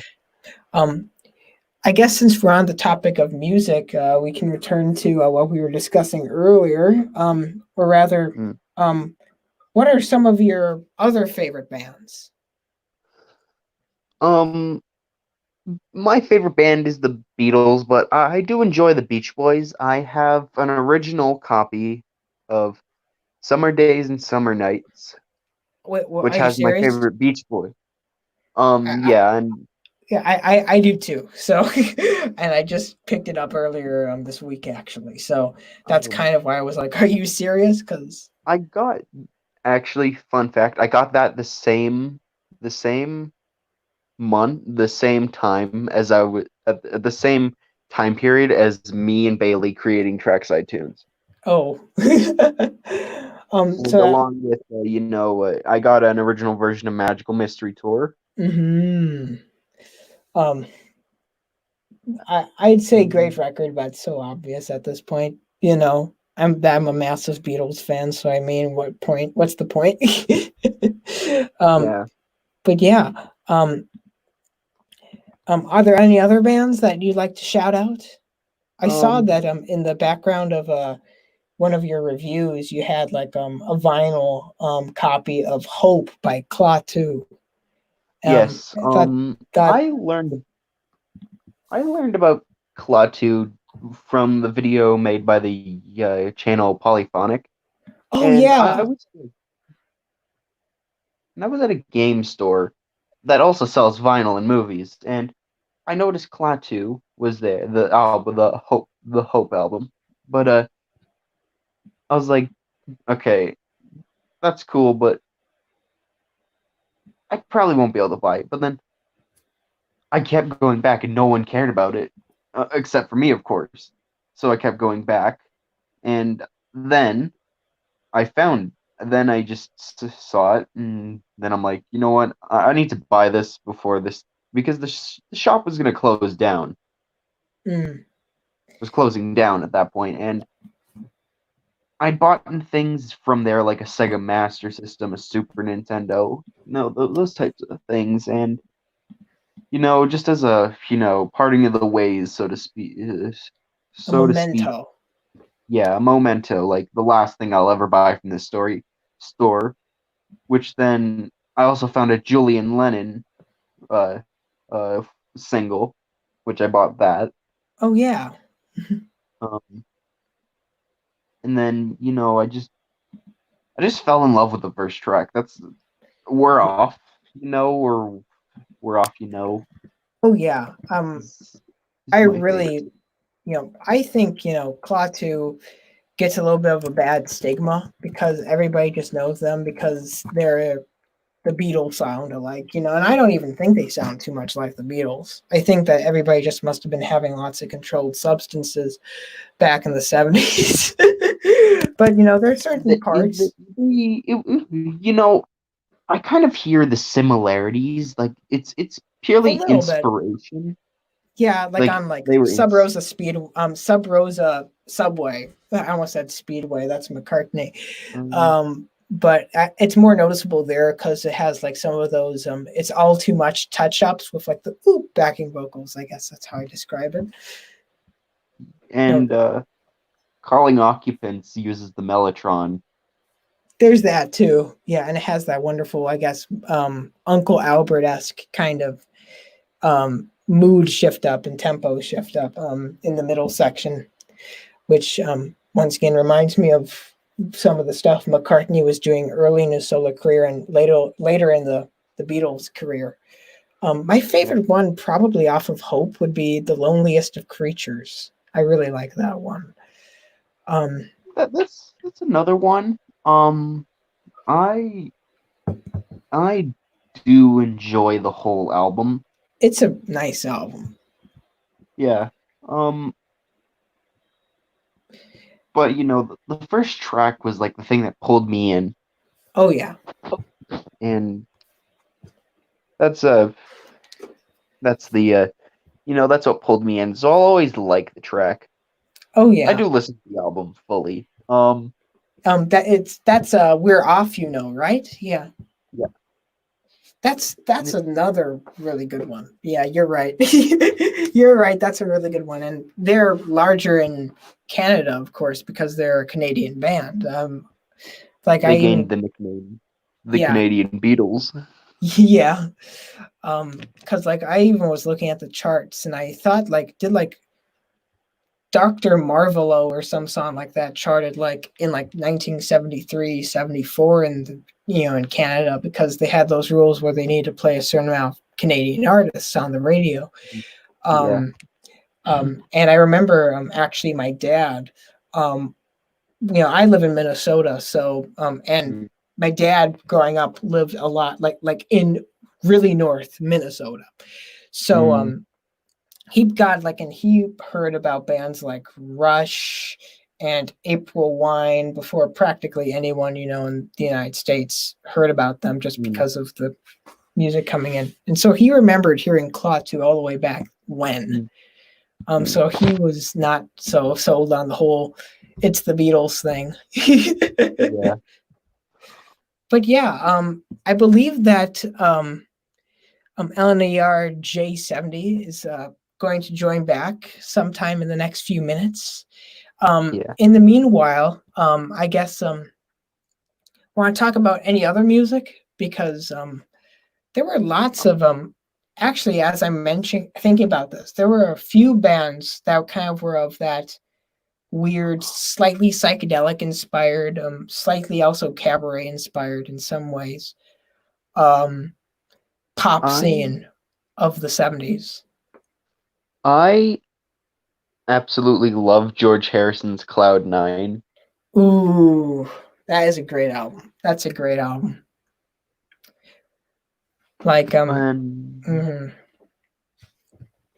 Personally, the song I bought it for, I hadn't heard the album until I bought the vinyl. But, I bought it because it had the song When We Was Fab.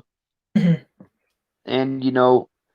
that song it sounds like it could have been a Beatles song.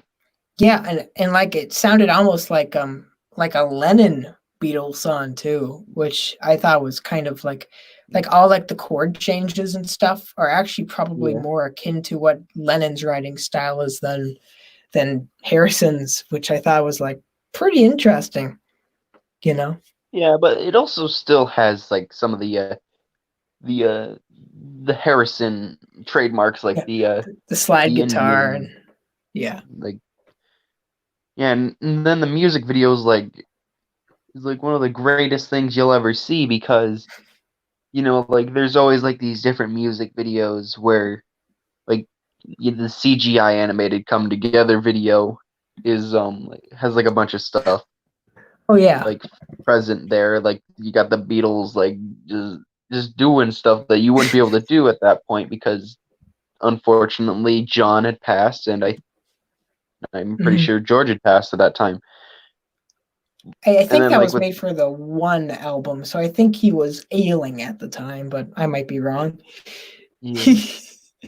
And then that was always then you look back and When We Was Fab is gotta be one of the most high production, has the most high quality production, because you got George Harrison, he's standing there. You also got Ringo. You got the guy who was meant to be Paul in the walrus costume. Yeah.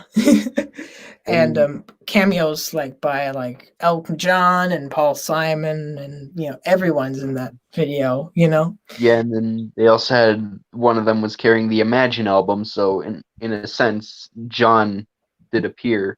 Oh yeah, that was Neil Aspinall carrying that, I believe. I forgot that. Yeah. And that was directed by Godley and Cream, the music video, I believe, who were of 10cc fame. Who Eric Stewart of that same group later became a very close friend of McCartney's in the 80s. Like, he played on a bunch of the stuff, like off of Tug of War and Pipes of Peace. He even appeared in the rather infamous film Give My Regards to Broad Street, which Ringo did as well, of course.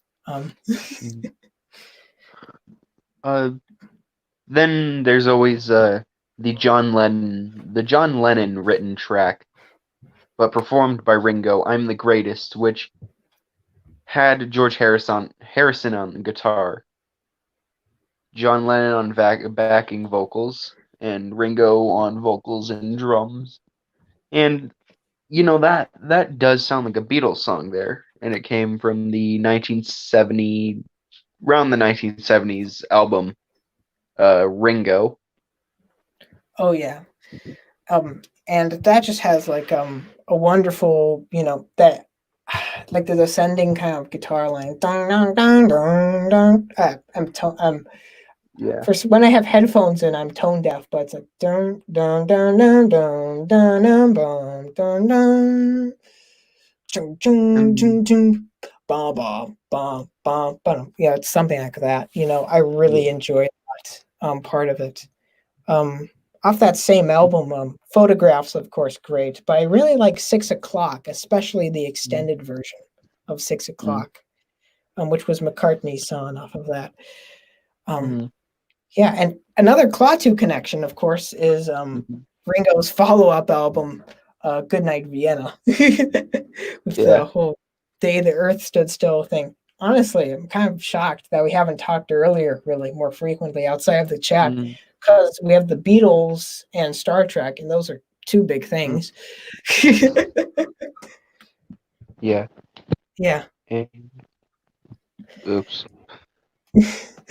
But other groups that like I was thinking, there was like a single in that video, that Soderline Caboose video that you did. Let me see if I can. That was either the Julian Lennon one I talked about previously, or that would have been might have been the Aerosmith Walk This Way original single.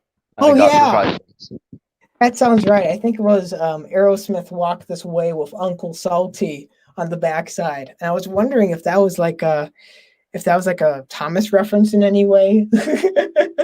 Like not the song, of course. The song was not about Thomas. Anyone who will listen will clearly hear, but yeah. Or actually, Uncle Salty was on the B-side of Sweet Emotion, I think.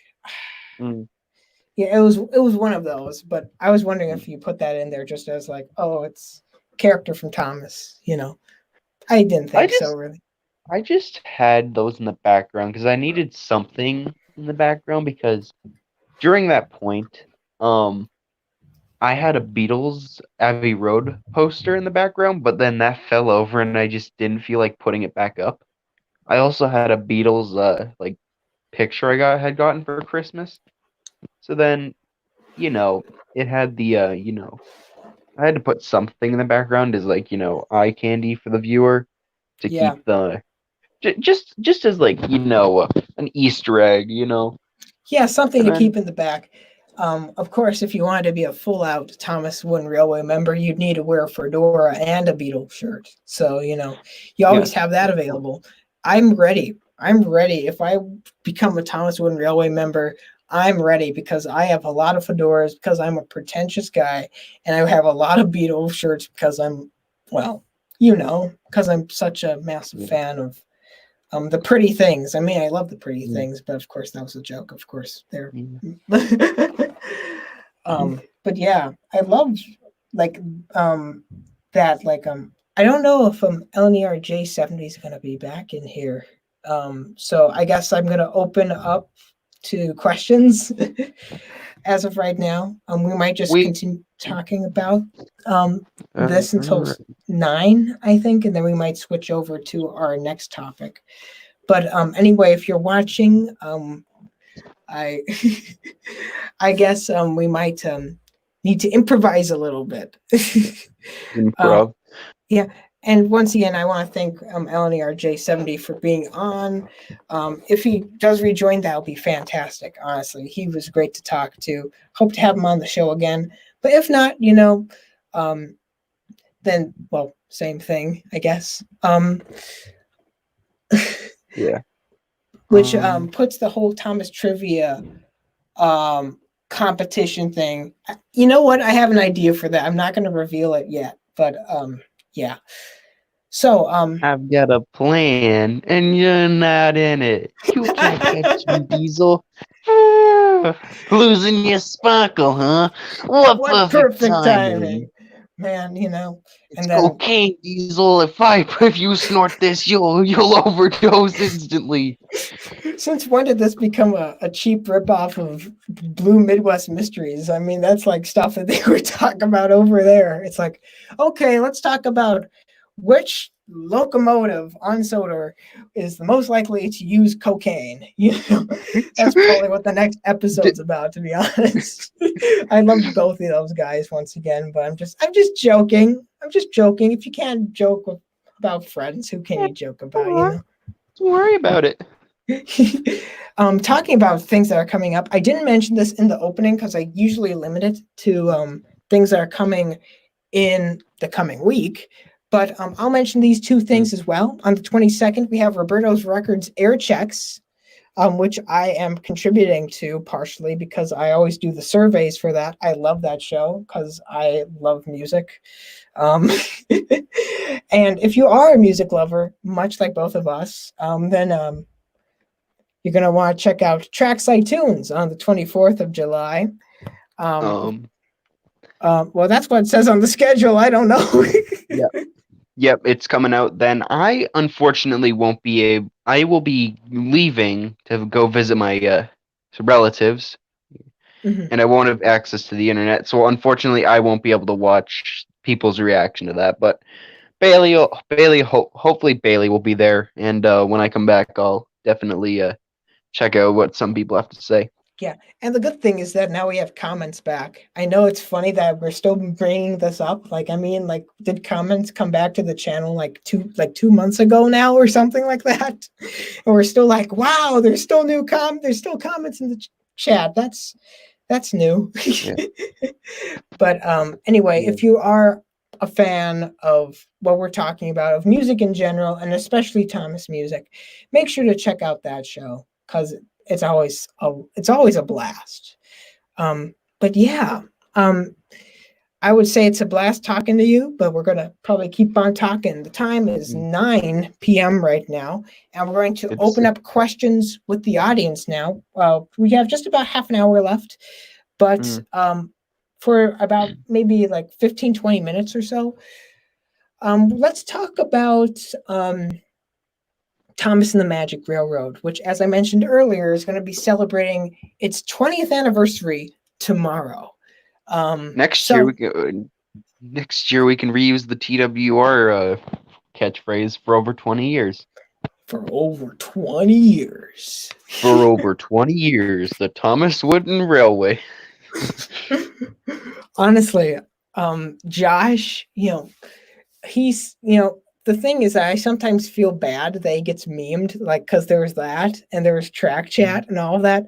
But there's such wholesome memes that I like that. I'm like, yeah, that's good, because I mean, everybody loves those. That stuff brings me back, man. That stuff brings me back. But talking about bringing us back, transition. What was your relationship with Thomas and the Magic Railroad as a child? Unfortunately, I was born after the the film came out. Same here. Same here. I did get a VHS of it. I had it for many years until I gave away my VHSs, but at a thrift store I got one for $2. Mm. So now I have it on my shelf over there, over by the rest of my DVDs and other miscellaneous items on my shelf. Yeah.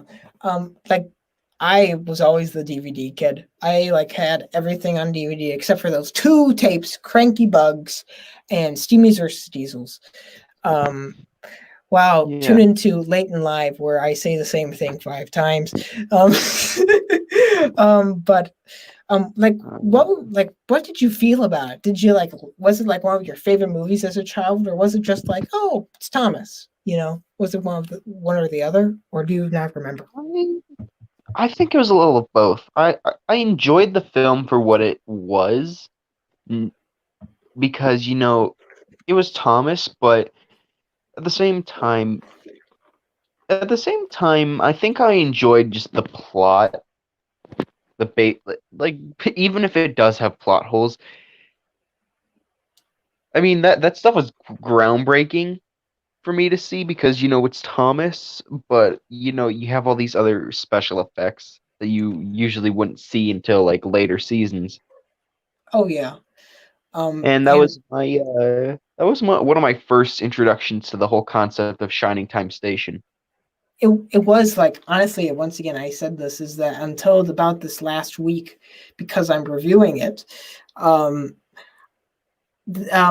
my only exposure to Shining Time Station was either posts on like Twitter, like where it was like no context Shining Time Station or something like that, or the film. Those are the only 2 things. And I always liked Shining Time Station. I always liked the way it was set up,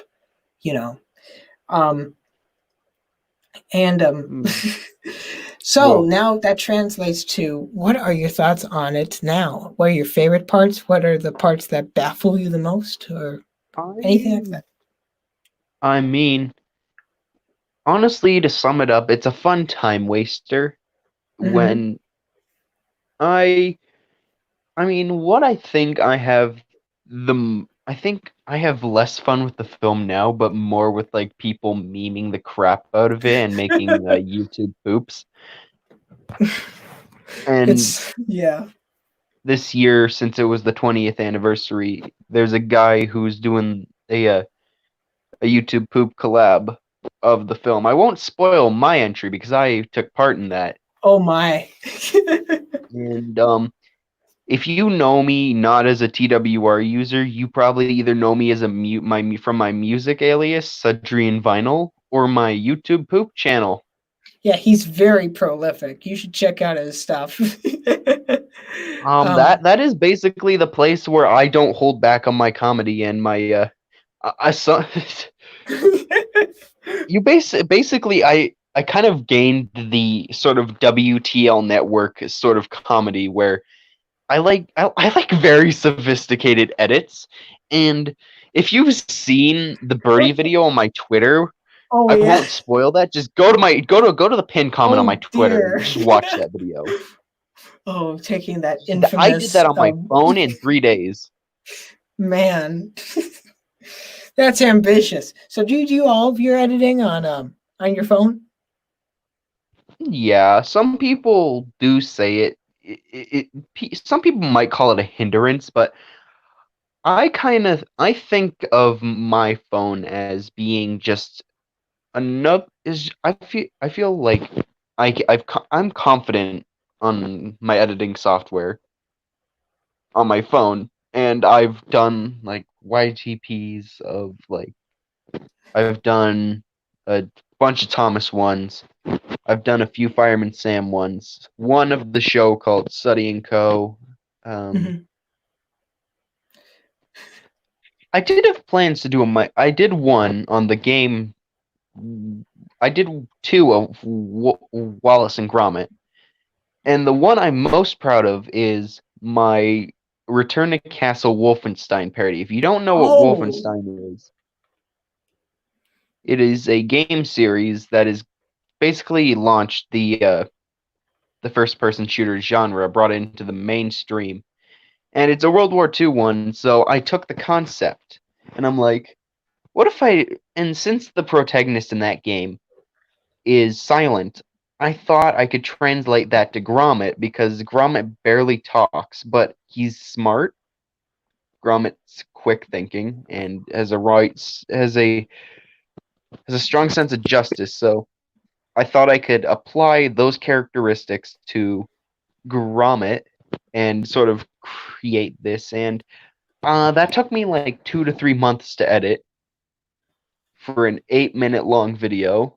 I had to find all the correct shots.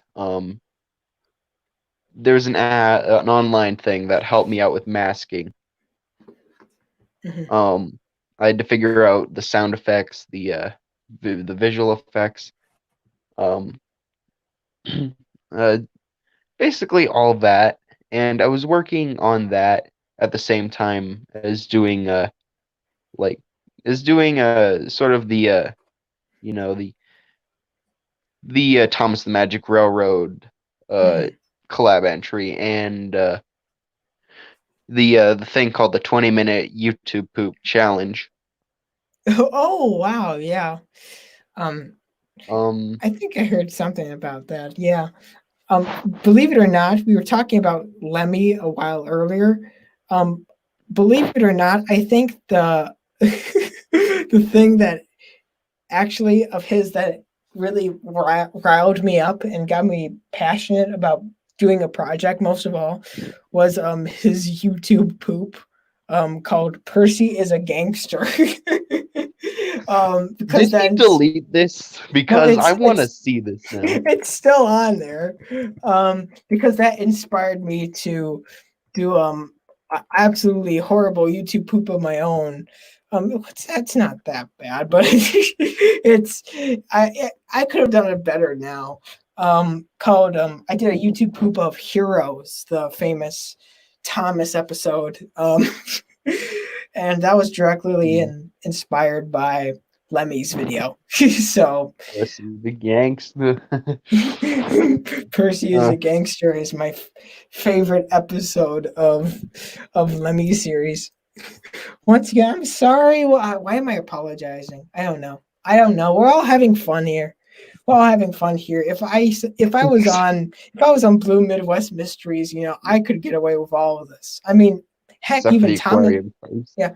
Except for Heck, the aquarium cars. never forget the aquarium cars. I mean, I drink. on Thomas Mysteries, I mean, for crying out loud, like Solman talked about like harvesting like faces, like for an episode of his. That's like terrifying stuff. But very intriguing. His show is actually very good. I always say that like, oh wow, that's a shock, but it is. You It's got good. you got on the surface it looks kid friendly. You got me and Bailey's trackside tunes, Dustin's track planner.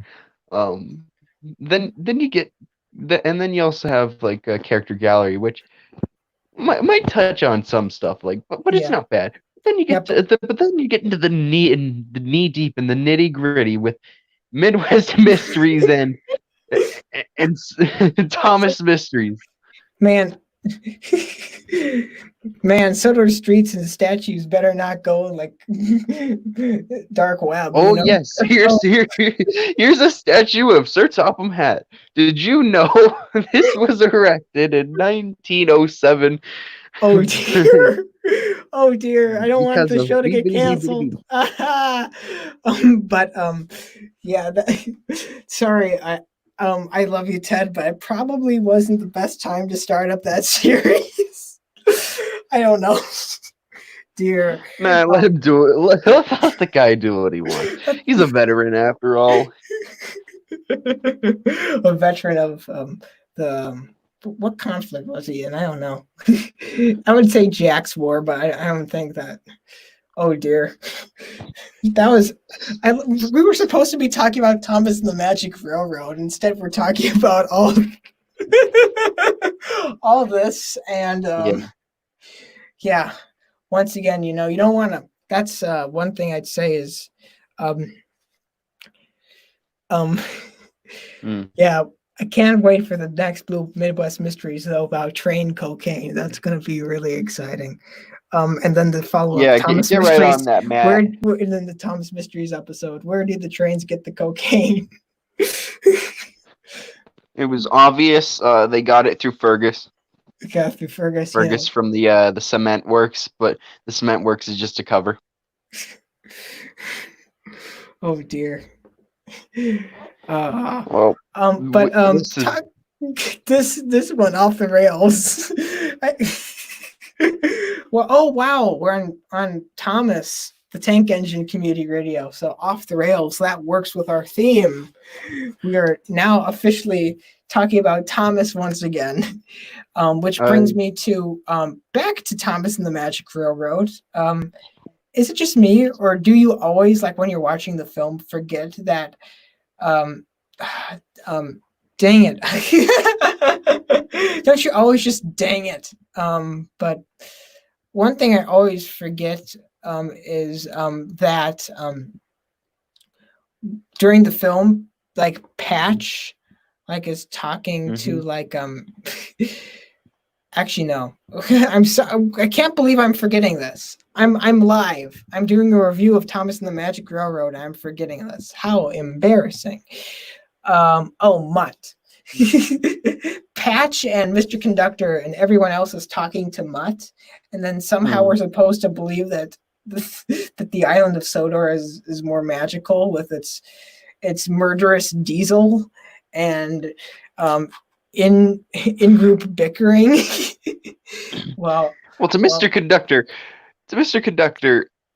the island of Sodor is I think everyone can understand. I think everyone has understood Mutt for at least a few years, and I think they've gotten used to it. And so going to like maybe the only character that would really like maybe be shocked by this revelation would be Lily, but she's seen at the train station just talking to him like normal. But then, yeah, that's like the thing with like there's still gonna be plot holes if the director's cut, which is a controversial topic still. Yeah. But the director's cut will probably, if it's ever released, it'll probably improve the film. Yeah, I don't know. I think the last thing that, personally, this is just me, I think the last thing that Thomas and the Magic Railroad needs is more characters. I don't know. I think we're already like, oh, what's happening to Thomas? Why is Thomas barely in this? Like, I think that, maybe having adding like PT Boomer and stuff might just confuse kids. Once again, no disrespect to Doug Lennox. I'm sure he did a fantastic job, and I'd love to see it. But once again, yeah. But what there's always the chase scene at the end. That's the iconic part. Literally everybody remade that back in the day. Was that, and accidents can happen, Yeah. I honestly don't blame them because that was a pretty epic chase scene. Yeah, it was pretty great, honestly. That's my favorite. That's probably the best part of the film, just because of how it's shot. It's really, the cinematography in that is really good. Yeah. If people can rip on the story and like criticize it, but one thing you can't really say is that they didn't try with the model work. You can't say that they didn't try with the model work, because you got David Mitton, producing helping with the model work and stuff, and I'm pretty sure they brought on veterans from seasons 1 to 5, and I'm pretty sure there were a bunch of Tugs producers there. Yeah, I don't believe David Mitton was like a producer or anything like that, like he is on the television show, or was on the television show. But I what was the model work by him? I'm not sure. I think he was a part of the model work. I think he was just I think he was one of the people who worked on the modeling while Britt focused on this story, and whoever was the producer Mhm. who focused on on the other stuff. Oh, I just discovered this. I don't know how I overlooked this before, but apparently there's going to be a 20th anniversary special on produced by Rainbow Sun Productions that premieres on YouTube on July 19th. So I'm going to give that a shout out, I guess. There's lots of stuff coming out pertaining to this. Once again, this is the first time I've heard about it. I just saw it on the Wikipedia page. So if there's anything controversial about it, I've not heard about it. If there is, I'm sorry for bringing it up. But once again, I have not heard anything about it. Now, this is the spontaneous part right now. And that is that I'm going to go and ask our 4 viewers. Do any the 4 viewers. The 4 viewers, man, we're racking up them high numbers, but we're gonna get them in syndication. Do any of you want to come on? Do any of you want to join the actual live stream right now? Because we can't do the Thomas competition, Thomas Trivia Challenge, without 2 people. And so guess what? This is going to be your opportunity. One lucky person, folks. One lucky person is going to win the sweepstakes and get to be on the program. In reality, it's going to just be whoever comments first. But seriously, we want you to be on. In the meanwhile, let's answer some of these questions because I've been neglecting them for a while and all that. So, yeah. There's one by William Pollitt. I'm sorry. I've never been able to pronounce his last name. I think it's William Politeski. Yeah. Yeah. I did it. Yay. Between the 3 of you, I want to hear a discussion on what range is the worst and why. Between Bandai Text Capsule Plarail, and Departing Now. Honestly, I'm sorry, but I really don't know anything about any of those lines. I mean, I know they exist, but I don't I have not really invested into how playable are they? If you buy them, Do you have a take on that? I'd say the Capsule Plarail isn't the worst. I wouldn't say bad range. But in my opinion, there's more that you could do better. There's better ranges than Capsule Plarail.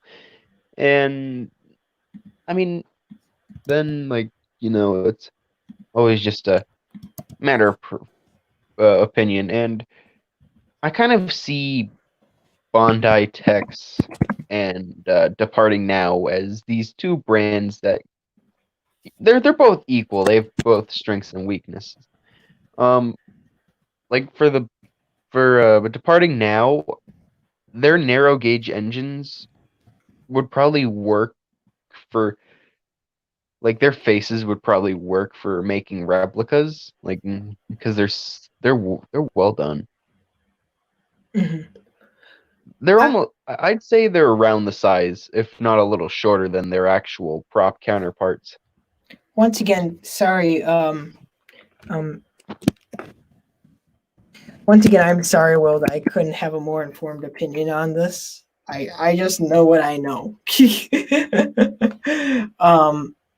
But yeah, I'd say that from what I've seen of Bondi, I think they do a good job. That's the only, and Playrail, I don't know. I just know it from like catalogs and stuff. So that's what I'd say.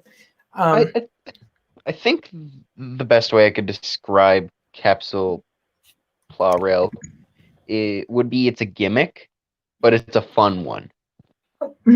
I'd say that's true. Because you have to really be invested to actually like get the track pieces and engine and rolling stock. If you haven't seen the video that Leo Kim Video did on like a few of the ranges they've had, then if you just want a basic review and overview of them, just search up Leo Kim Video capsule plow rail, and it should come up with both of them. And honestly, those are very informative on, like if you ever want to collect them, what to look for, and like if you like you should be, if you want to collect them and you're not sure if you do or do not, that video will help you like formulate your opinion, like both of those videos. Yeah. With that being said, thank you, Will, for asking that question. Now we have live from the UK. It's 3 a.m. in the UK. So, oh wait, he just dropped out again. But Will Thomas 199 has very generously offered to be our other contestant in the Thomas Trivia Challenge. So I'm going to add him to the stream right now. Hello, Will. Once again, sorry about the spontaneity of this announcement. I'll make sure to plug your channel down in the comments. How are you? No worries. You can hear me and everything, can't you? Yeah, I'll plug you. And I'd love to have you on the show at some time, honestly. Would you like to? Yeah, no, honestly, like, I would just love to come on the show. It's like, because I watched the first episode and then I'm watching this one, and I've just been enjoying every second, honestly. It's just been amazing. Oh, dear. Thank you. I really mean that, because, I mean, I don't know what the heck's going on when I'm doing the show. I really don't. And if I don't know what's going on, then certainly Trains and Tugs, my most sincere apologies. I mean, I've just been enjoying this because I just get to talk about, like, just my personal experience with Thomas and the community in general. And yeah, and I also wanted to get on to like basically touch upon the some of the rare, expensive and desired items from Ertl and Thomas Wooden Railway. Mm-hmm. Yeah. And if we have time, we might actually end up going overtime, if that's okay. We might go and do like an encore. I guess I'll put that in the chat where we can maybe talk about some stuff like with our new guest now. But just spontaneous stuff, nothing really crazy. But Yes, first off, we must go over the Thomas Trivia Challenge. This is going to be the last one where we're following the typical rules of what we had before. In the future, I'm going to try to set up a more formal trivia style show where we have 10 questions, and then we'll have what we're doing right now as like the final part of it. I would even consider possibly doing like a spin-off show, because I think that'd be fun. So it's like a game show, because I really like game shows. I don't know about you. You might think they're cheesy as heck. But for this round, we're going to go over one random classic series episode, and it's going to be up to each of you to try to name as many characters as possible. The way we're going to do this is that we're going to start with one guest, and they'll be able to name one character from an episode. Then, following that, the other player will be able to name another character that has not already been named. The first user who is not able to guess a character that appeared in the chosen episode in this process of alternating gets disqualified. And the same thing goes if they name a character that did not appear in the episode. Does that make sense to everyone? Yeah. Yep. Okay. So in our conversations in private,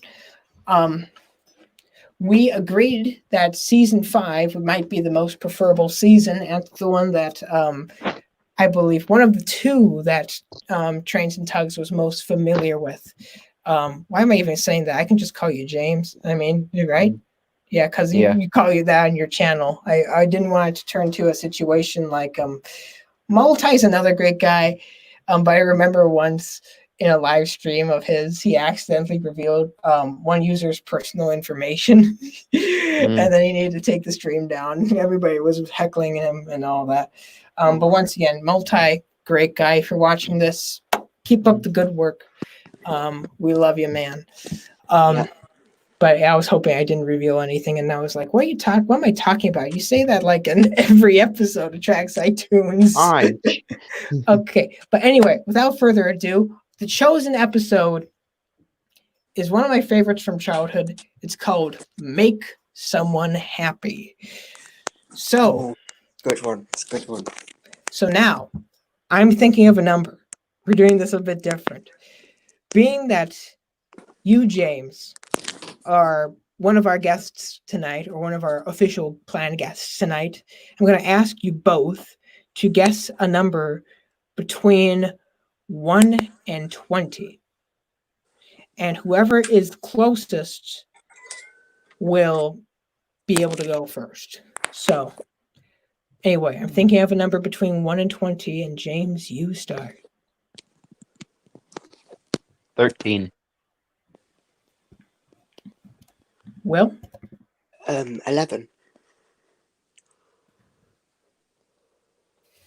My number was 7. So that means, Will, you get to go first. Woohoo! So I have a page loaded up with all the characters that appeared in this one episode. So, Will, name one character that appeared in Make Someone Happy. I'm gonna start with the obvious and go James. James did appear, of course. Now, James, what's another character that appeared in Make Someone Happy? Terrence appeared in the beginning.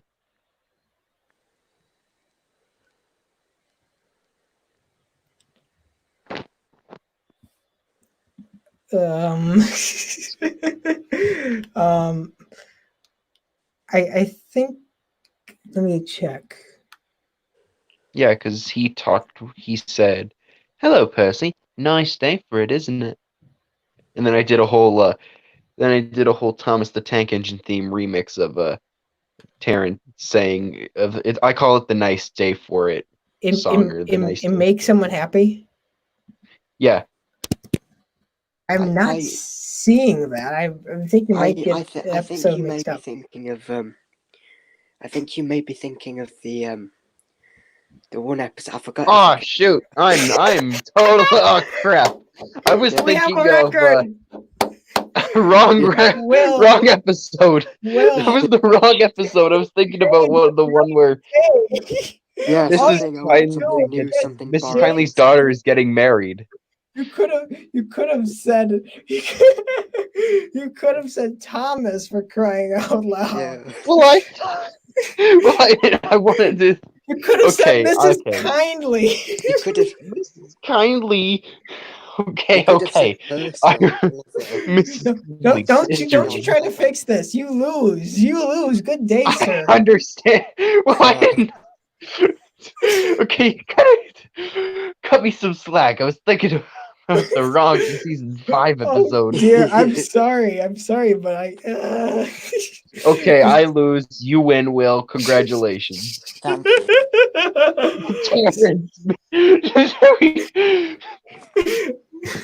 I'm sorry. That was well played, I think. That was really awkward, man. because I was just looking through like the list of characters, and I was like, "Am I remembering this wrong? Did somebody not spot No, something?" Terrence was the helicopter, I think. Terrence was the helicopter. Oh dear. Yep, Henry the helicopter definitely Henry the would commit helicopter. assault. Oh yeah. Ooh. Yeah, I saw that on Twitter. That was Percy doesn't even. Okay. Oh dear. But yeah, thank you, Will, for joining us. I guess we might stay on for a little bit longer because we do have some questions to answer, and we are probably going to end up talking about some rare Thomas Wooden Railway items. It's completely up to you whether you want to stay on or not. Sorry, I can't edit you into the main profile pic right now. Yeah, it's fine. I can stay on for a bit longer. Yeah. I mean, it's Honest- 3:30, but it's not like I'm going to sleep anyway. So Yeah. How long have you been up, by the way? too long. Let's put it like that. That's exactly what I was thinking. Guess that. Okay, James, all right. you lost to a person who was up for too long. I mean, just Just cut me some slack. They were on the same DVD. Those episodes were on the same DVD. Exactly. The You Make should Someone remember Happy better, DVD. man. Okay. Well, okay. I'm gonna cut you some. I think slack. I have the right to. I think I can. I think I have a great excuse. Insomnia. That's. I don't know. Mean, maybe. I honestly think I would have gotten it better. I don't even think I would have gotten it better in season 1. Terrence, you lose. Good day, sir. What? I just make someone happy. That's the one with like where the ram like goes into the station, right? Oh wait a minute. That's the one where that's the one that James runs into a tree. No, oh wait a minute. I'm sorry. I said I was going to cut you some slack. Sorry. You were thinking of. Oh great, thanks. Okay, you said we were gonna answer some questions. Okay. I'm sorry. It's community radio. We're just goofing around. I mean, at least they are. I'm not. I'm being completely serious, but yeah. Okay. Of course you are. Will asked earlier. Will asked favorite Tugs character. Oh, I asked that. Woo. Yeah. So, what is your favorite Tugs character? I guess. So I have 2 answers, but I can narrow it down to 1 if you want. My favorite. Sorry. It's all right. It's all right. You can have 2 answers. Cool. Yeah. My favorite Star Tug is Top Hat, and my favorite Z Stack is Zebedee. Those are good picks. I think mine would be Top Hat, actually. Honestly, I think it's either between Sunshine or Top Hat. I mean, I have a whole alternate account that I barely use that's literally based upon tugs, and it's called the tug with a top hat. Oh, that's cool. Something like that.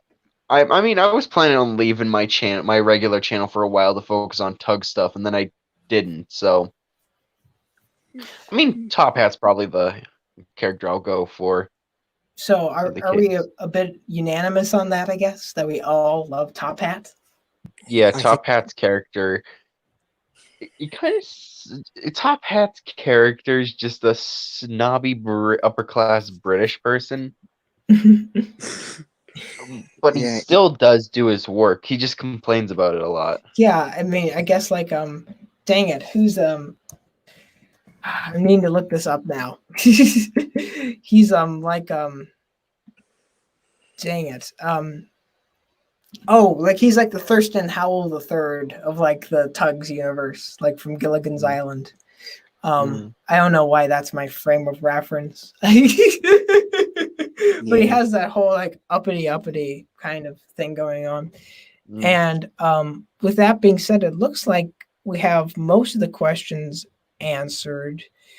Outside of I guess we could say who was on the Famous 8 live stream. I honestly didn't know that Famous 8 was having a live stream until that got commented, because I've just been so up this, focusing on this stream. So I really didn't notice. I'm sorry.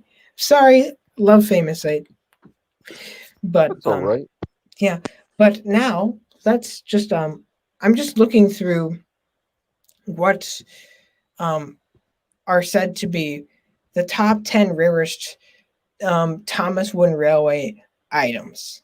So the one that I'm seeing at number 10 is the original 1999 Flying Scotsman. This was higher at some point, but I think it dropped down because of the reintroduction of Flying Scotsman. Wasn't that only for a year though? That was only for a year, but still, Flying Scotsman was much higher before then, because even whenever you introduce a character, there's less demand to get it, because it's like, oh, I can just go down the street and buy it, or oh, they're selling it for a cheaper price on eBay. There's always that, I guess. Yeah, but then you look at it now, and it's almost $200. Like, I mean, for a little more money, I could buy a day at the work set, which is still crazy overpriced in Canada because of the Canadian dollar's 73 cents. It's less. It has less of a value than the American dollar. So yeah, and I think that's dropped fairly over like the past 15 years, where at a certain point they were a little bit more equatable, but now it kind of is. Anyway, I'm not going to get into economics and politics and all that, because that's not going to be fun for anyone, and I don't really know what I'm talking about. Stream. Yeah, and I don't really know what I'm talking about. That once again, the same thing kind of goes into Blue Midwest Mysteries, where it's like, when's the last time we talked about Thomas? Like, that's what they always say on there. What is the ideology of the engines? Is Fergus a communist? Yes, Blue Midwest Mysteries is a very good show. It is. They all are, though. They all are great. Oh no, yeah, sorry. Yeah, like all of them are very good. Like, yeah. For the people watching, just binge watch every show on Community Radio. It's just so good. Oh, and Ted's in the chat right here. Make sure to check out once again. We were talking about a show, Soder's Streets and Statues. Make sure to check out that. And I promise I haven't the dark history behind this Pack Controller statue. Yeah, we were I guess just going down like what rabbit holes we could with the whole with the whole community radio thing. Honestly, it's crazy how, like, I'll say this once again, I think there's only 3 people watching, but I'll steal this from Nick Hodges at History Buffs. If you love the show, help the channel grow.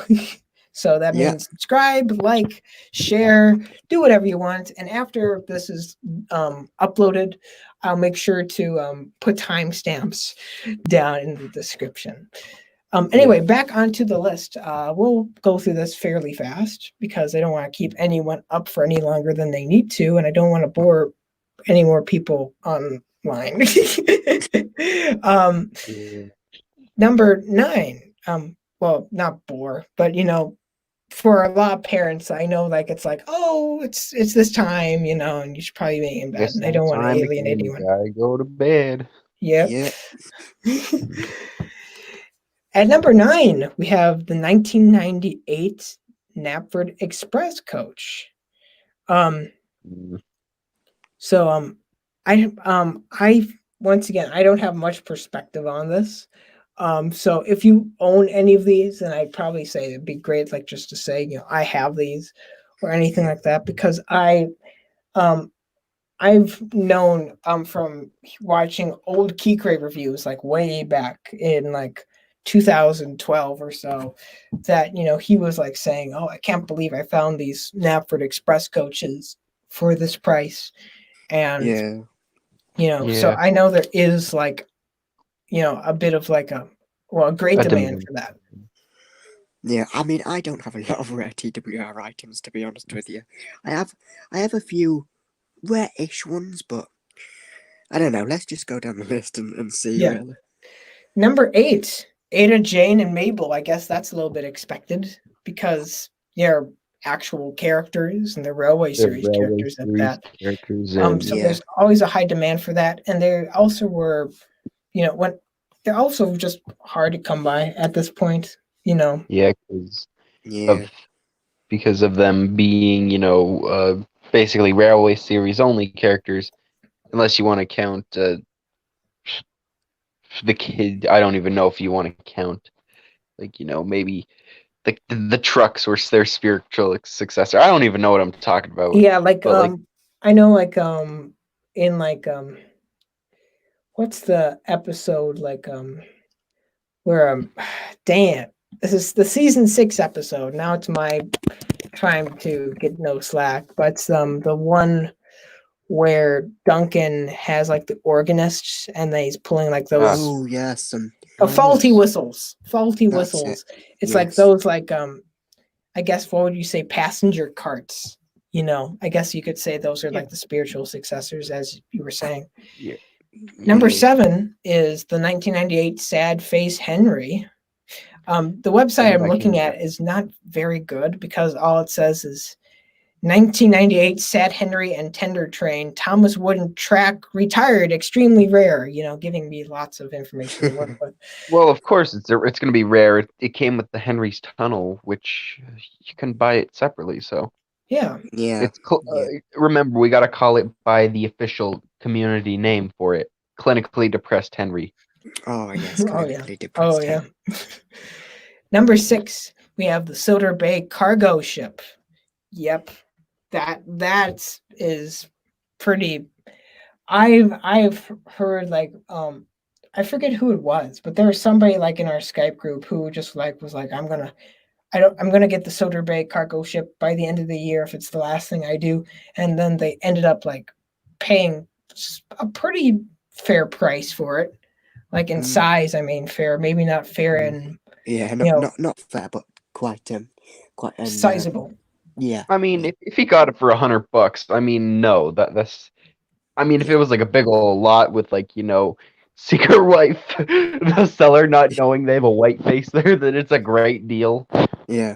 By the way, I will. The only price I'll pay for a white face is $2 and a bag of Skittles. Yeah. I've said this before, but I'll never pay over £100 for, or for you guys $100 for anything. Any Thomas related item, I'll never pay over £100. I remember. Oh yeah, I remember. Like when I was like a kid, I wanted to get all the metallic, like Take-A-Lon characters, and my parents were just like, "No, we're not doing that," because even back then they were price gouging that stuff like crazy on eBay. I ended up getting like the silver like anniversary Thomas. But that was the only one I ever got. Number 5 is, I guess maybe this one's dropped a little bit over time, or maybe it's rose over the years.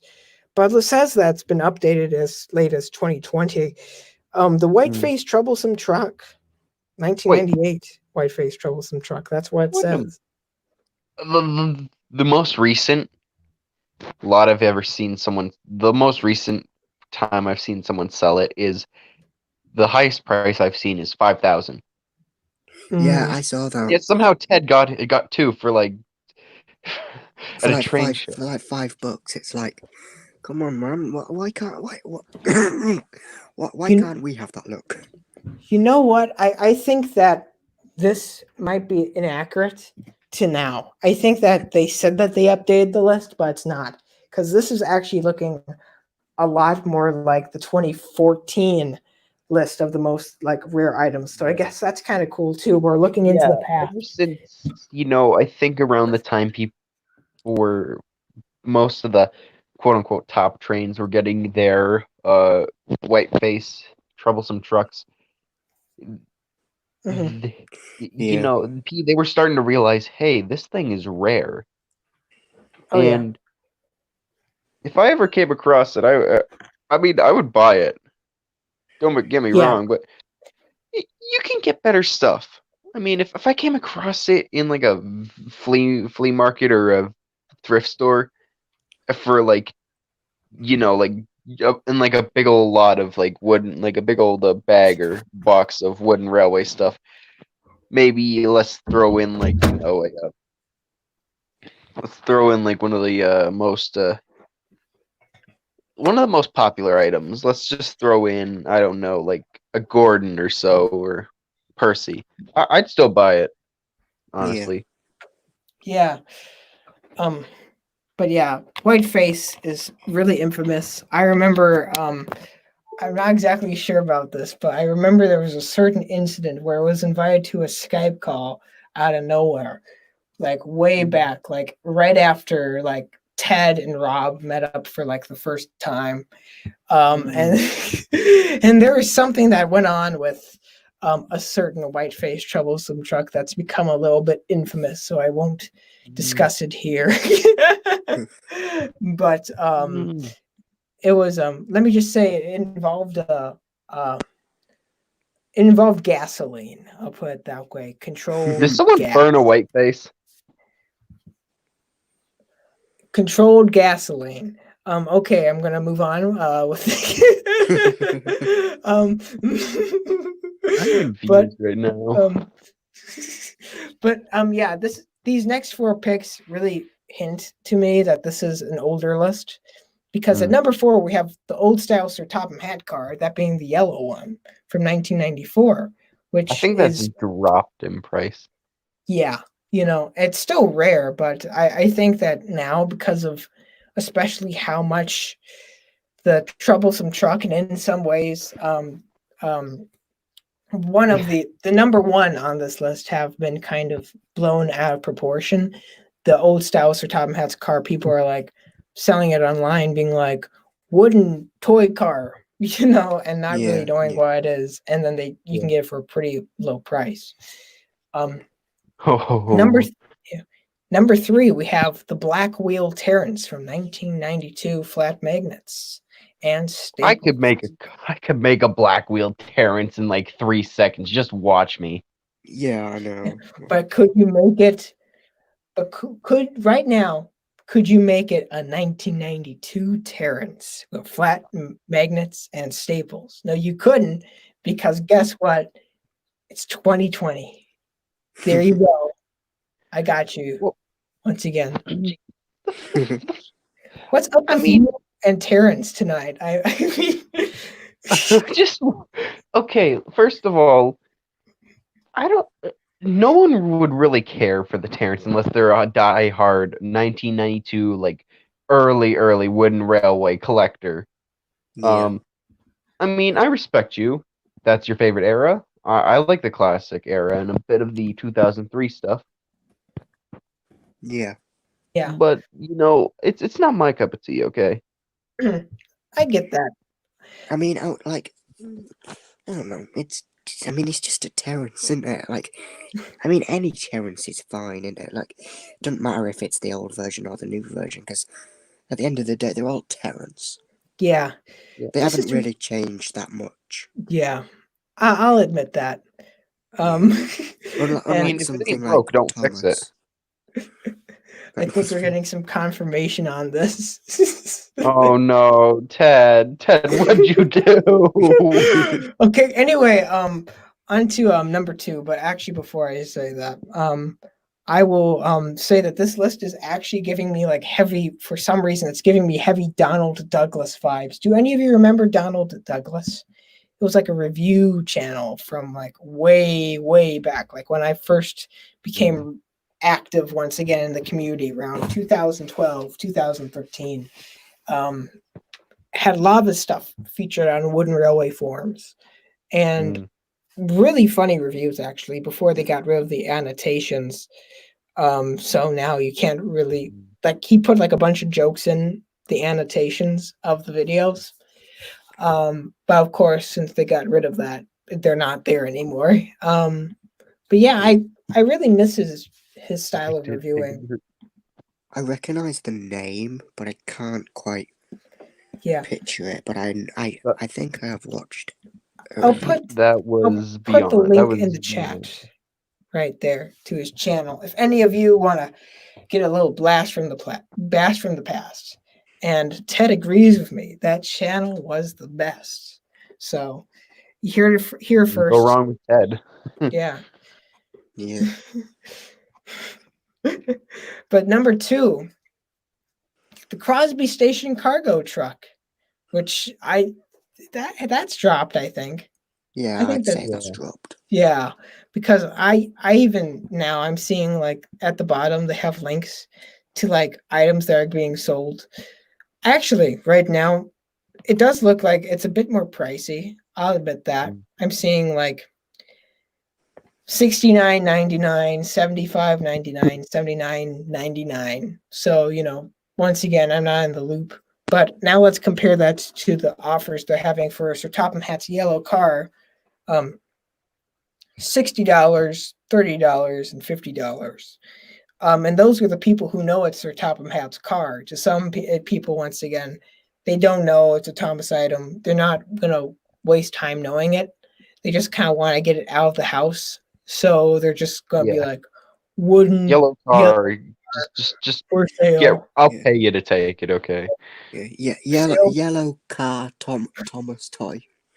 Yeah, not even knowing it's Thomas, they'd probably be like Pixar or something like that. Yeah, for true. With being like the number, and sale being spelled like SAEL, like Cookie Monster for sale. That's another throwback. Yes. Wait. Yeah, that was. Okay, this is getting a little off topic, but wooden railway cars. I wonder if Lemmy has any of those.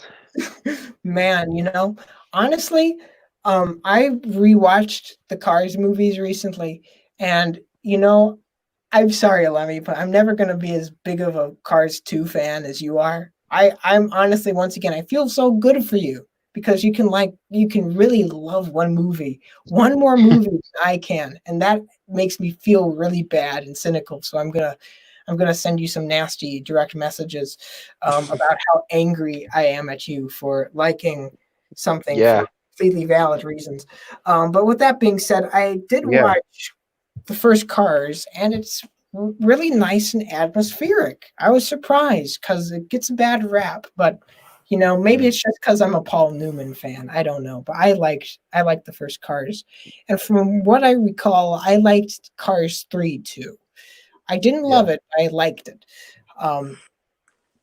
and it was a little bit close to Talladega Nights, but but yeah. Before we get back on topic, I honestly need to rewatch the Cars movies, because I haven't seen them in like donkey's years. Oh yeah, it's crazy. My favorite Pixar film probably though is still Ratatouille. I love that film. I do like Ratatouille, to be fair. Yeah, but at number 1, and this is the clear giveaway of the time period. Guess what it is? I'm going to actually ask you. Troublesome Brake Van, right there, because that was all the rage. I remember when Donald Douglas did a review of I think he did a review of the Troublesome Brake Van, right? Yeah, he did. And he was like, "This is the rarest item." Actually, now that I think about it, this was probably back in 2012. So this person just posted a 8-year-old list claiming that it's still accurate. So somebody's going to either get a really good price. Someone's going to lose their kneecap privilege just for that. But yeah, but still, it's rare. I mean, let me look at the prices that they're having, Lemmy's hurt. Yes. Lemmy's hurt. Wooden fan. Ted is speaking for Lemmy, and he's hurt. I was actually concerned that he was hurt, like physically, and I was like, "Oh dear, I'm gonna need to end this live stream." If he is actually, then just tell me, and I'm off, because we're going overtime. It's currently 9:56 where I'm living, and I understand that not everybody's going to be able to stay up until Is it like now like 4 a.m. where you're at, Will? Yeah, it's 3:56, so yeah, it's basically Yeah. 4 a.m. Once again, this reminds me a lot of me and Lemmy and Flute doing stuff really late at night, like watching really stupid movies, or me forcing him to watch like Derek Savage, like the Savage Oh. Crime Show and stuff like that. Cool Cat saves the Well, kids. Cool Cat saves the kids. I just want to say something. Okay. Why do they call the wooden brake, the troublesome brake van a brake van? It's a van. Yeah, Is it it's the not- is it not the like that. I call it the troublesome van. The spiteful brake van is a brake van. Just okay. If I ever get the item, I'll do a review, and if I ever do a review of it, I will call it the troublesome brake van.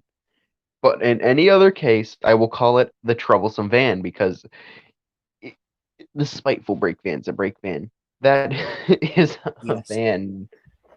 Yeah. I think the community sometimes, it's weird because in some ways we get so technical because we're Yeah. like, it's Thomas the train tank engine, not Thomas the train. But then we're like, oh, it's troublesome brake van. Yeah. I mean, on top of that, do we really know it's troublesome? Do we honestly really know that the brake It van's could be the troublesome? really friendly brake van, or the I mean, really friendly box van, or whatever. Yeah, exactly. I think that's a story idea. Honestly, I might submit that to LNERJ70. I might say that maybe we can collab on an episode called "The Really Friendly Box." Yes. Yeah. Yes. Once again, that's not a joke at his expense or anything. That's more of me just complimenting his writing style because I think he'd be able to pull off something like that. I request that the episode be narrated in Limerick. In Limerick, or every word in a different language or something. Even I speak fluent Canadian. The misrepresented van. I'm not. Misrepresented van. I'm going to show that just so so people know that you're here. And I also want to say Wooden Fan One's back. Woo. So we have lots of people who are joining right near the end of the live stream. Man, where were you 2 hours ago, man? I'm so disappointed in all of you. Man. With that being said, do any of you guys have any plugs you would want to make? I mean, especially you, Will, being that you just got on here. Okay. Yes, actually. I've had an idea for a show on Community Radio. It's just an idea at the moment. I'm looking for a co-host for it, so just if you want, just oh gosh, sorry. Roman, do you want to be back on Community Radio? I just saw you got in the chat, so I mean, it's possible. You never know. A wall plug. I can't confirm or deny anything because I'm not the top train here. Yes. Anyway, just drop me a message on Twitter if you want to hear my idea. Just drop me a message on Twitter at willthomas199. Subscribe to my YouTube channel because view-wise, it's doing absolutely terrible. So I'll put that in the description right now. Actually, oh, I am thank you. so close to 300 subscribers, and I've been that way for almost a half a year. Yeah. I'm not even going to tell you how many subscribers I have. It's depressing. It's depressing. Okay, honestly, any subscribers are better than none at all. At least you have a follow. That's the right way of looking at it. That's the right way. So once again, don't care about how many subscribers you have. Make sure to care about the quality of the subscribers. And typically, if they're subscribing to you, they're pretty good quality. Do it for the passion, not for the subscribers. Money. There we go. Yes, do it for the passion, not for the fame. You got that not right. For the money. Yes. I mean, money doesn't hurt, Money, I don't care. Yeah. I would really like these videos to be monetized, so I could buy like 10 old style Sir Topham Hatt cars, That would and do be a little great. demolition derby with all of them, Just interrupting here slightly. Thank you, Ted Oliver Duck, because he Thank says you. I'll sub to both of you, sub to both of you two. You cool. So thank you, Ted. Thank you, Ted. Yeah. And James, do you have any plugs yourself? I'm okay. I got a few videos planned. Mainly just an unboxing one from Totally Thomastown. Might be coming out this week or so. Yeah. Mhm. Might be doing a review. Won't spoil anything. That sounds. I'm really pumped for that because you Could do great stuff. And I say something just really quick? oh yeah, Thank you. So, sorry to interrupt. I am planning a kind of a remake, a full episode remake. Because if you know my channel, I don't tend to do full episode remakes as much. But I'm planning loads of remakes, week after week after week, cool. coming in the next 2 weeks. So Good, man. That's good. So I'm improving, guys. Yeah. And honestly, I really love that you do I honestly really love that you do clip remakes because that's something that I don't see too many people doing nowadays. But there is an art to the clip. And I think that you are doing great things and you have great things in your future. Thank you. Hopefully that includes another appearance on Late and Live. Yes. Again, I would love to come on again where I haven't interrupted. And at a better time, perhaps. I'll do one like Late and Live around like 3:00 p.m. Central Standard Time or something like that. Thank you. Yeah, and then we can have a whole nother thing going on. Heck, I might even do that next month. You never know. I don't know. Yeah. I'm going to try to have as many guests on as possible, though, which leads me to my plugs. Down in the description, I said this at the beginning of the stream. If you have an idea for a show, if you want to be on this show, or if you want to be on any other show, once again, I think they're accepting it for most other shows on the channel. You're not necessarily going to get on any of them. For example, Character Gallery, I think they still have an option where you can sign up to be a guest on Character Gallery. But being that Matt's going to be on a lot more frequently now, you might not be able to be on that for like 3 years or something until like Matt gets sick. I'm pretty sure they have a big old backlog, so yeah, they have like 50 people. Just keep positive, and you might get on. You might get on. We'll make sure to pull the straws or pull the popsicle We'll pull the sticks, strings in your favor. Yes, yeah. And I might even just take a few names out of that cup and see if you want to be on this show, of course. We'll threaten Lemmy we'll threaten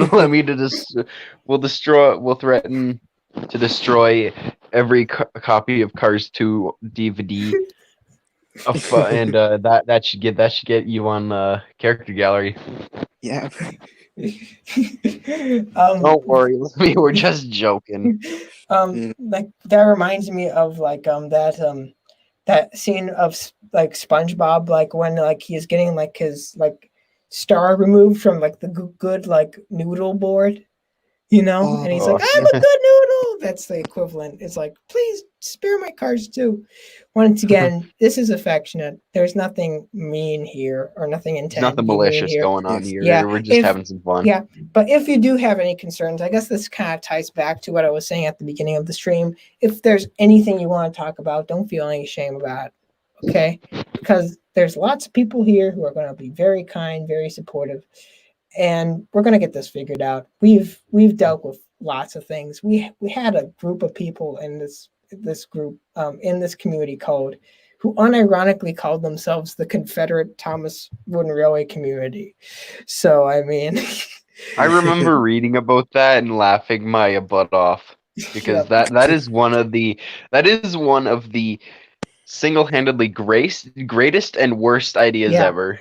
because and You once don't name yourself after you don't name your computer after you don't name it's like you don't name a community after an organization that was pro slavery. It's like yeah, you don't name your that's a no-fly community zone. after like the Germans, the Yeah. Yeah, specific German party. That's just wrong. and of course, I'm not comparing poor name choices with horrible acts such as these.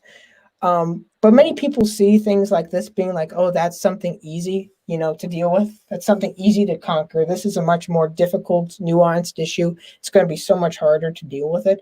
But on another hand, I also am seeing this is a much worse issue.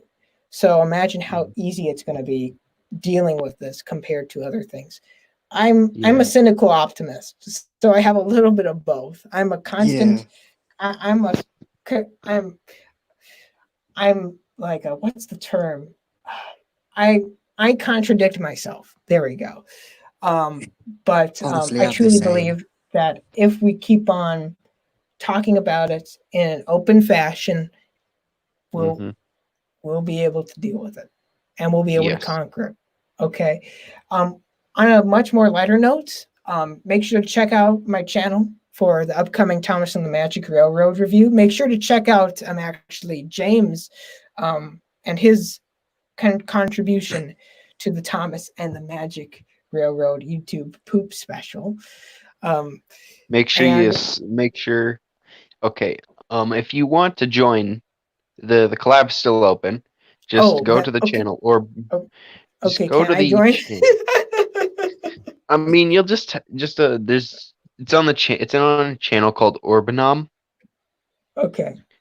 I'll send you I'll tell you how to spell it.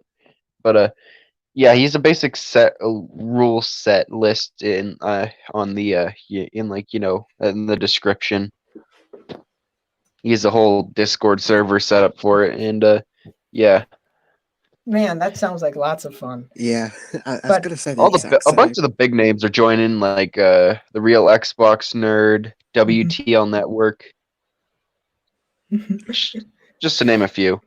Man, honestly, these collaborations are just the craziest thing, because it just, once again, it started off like with like things like, oh hey, Ted and Rob are gonna be in the same town, and we're just gonna meet up and sign My Herald. It started all so innocently, and now we're doing YouTube poops, so how far we've slipped.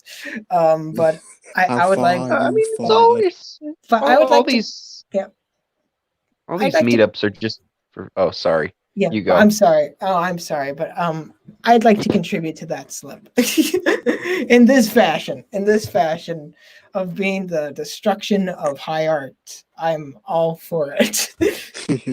All these collaborations, all these meetups are just.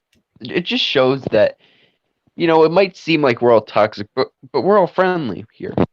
Yeah. Yeah, like the like at the end of the day, there's like 1% of the fandom that's like really bad people, but 99% of the fandom is just really nice, really supportive, really positive, and it's just great. And honestly, me personally, I'm proud to be a member of the fandom, and I'm sure you two are as well.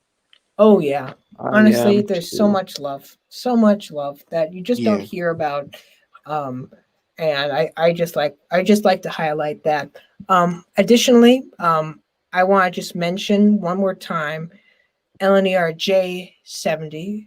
Make sure to subscribe to his YouTube channel, JP LNER, as well as Classic Series Creations. Make sure to follow him on Twitter, and make sure to follow @series_classic on Twitter as well, where they have a bunch of great stuff being posted by a bunch of different members, including community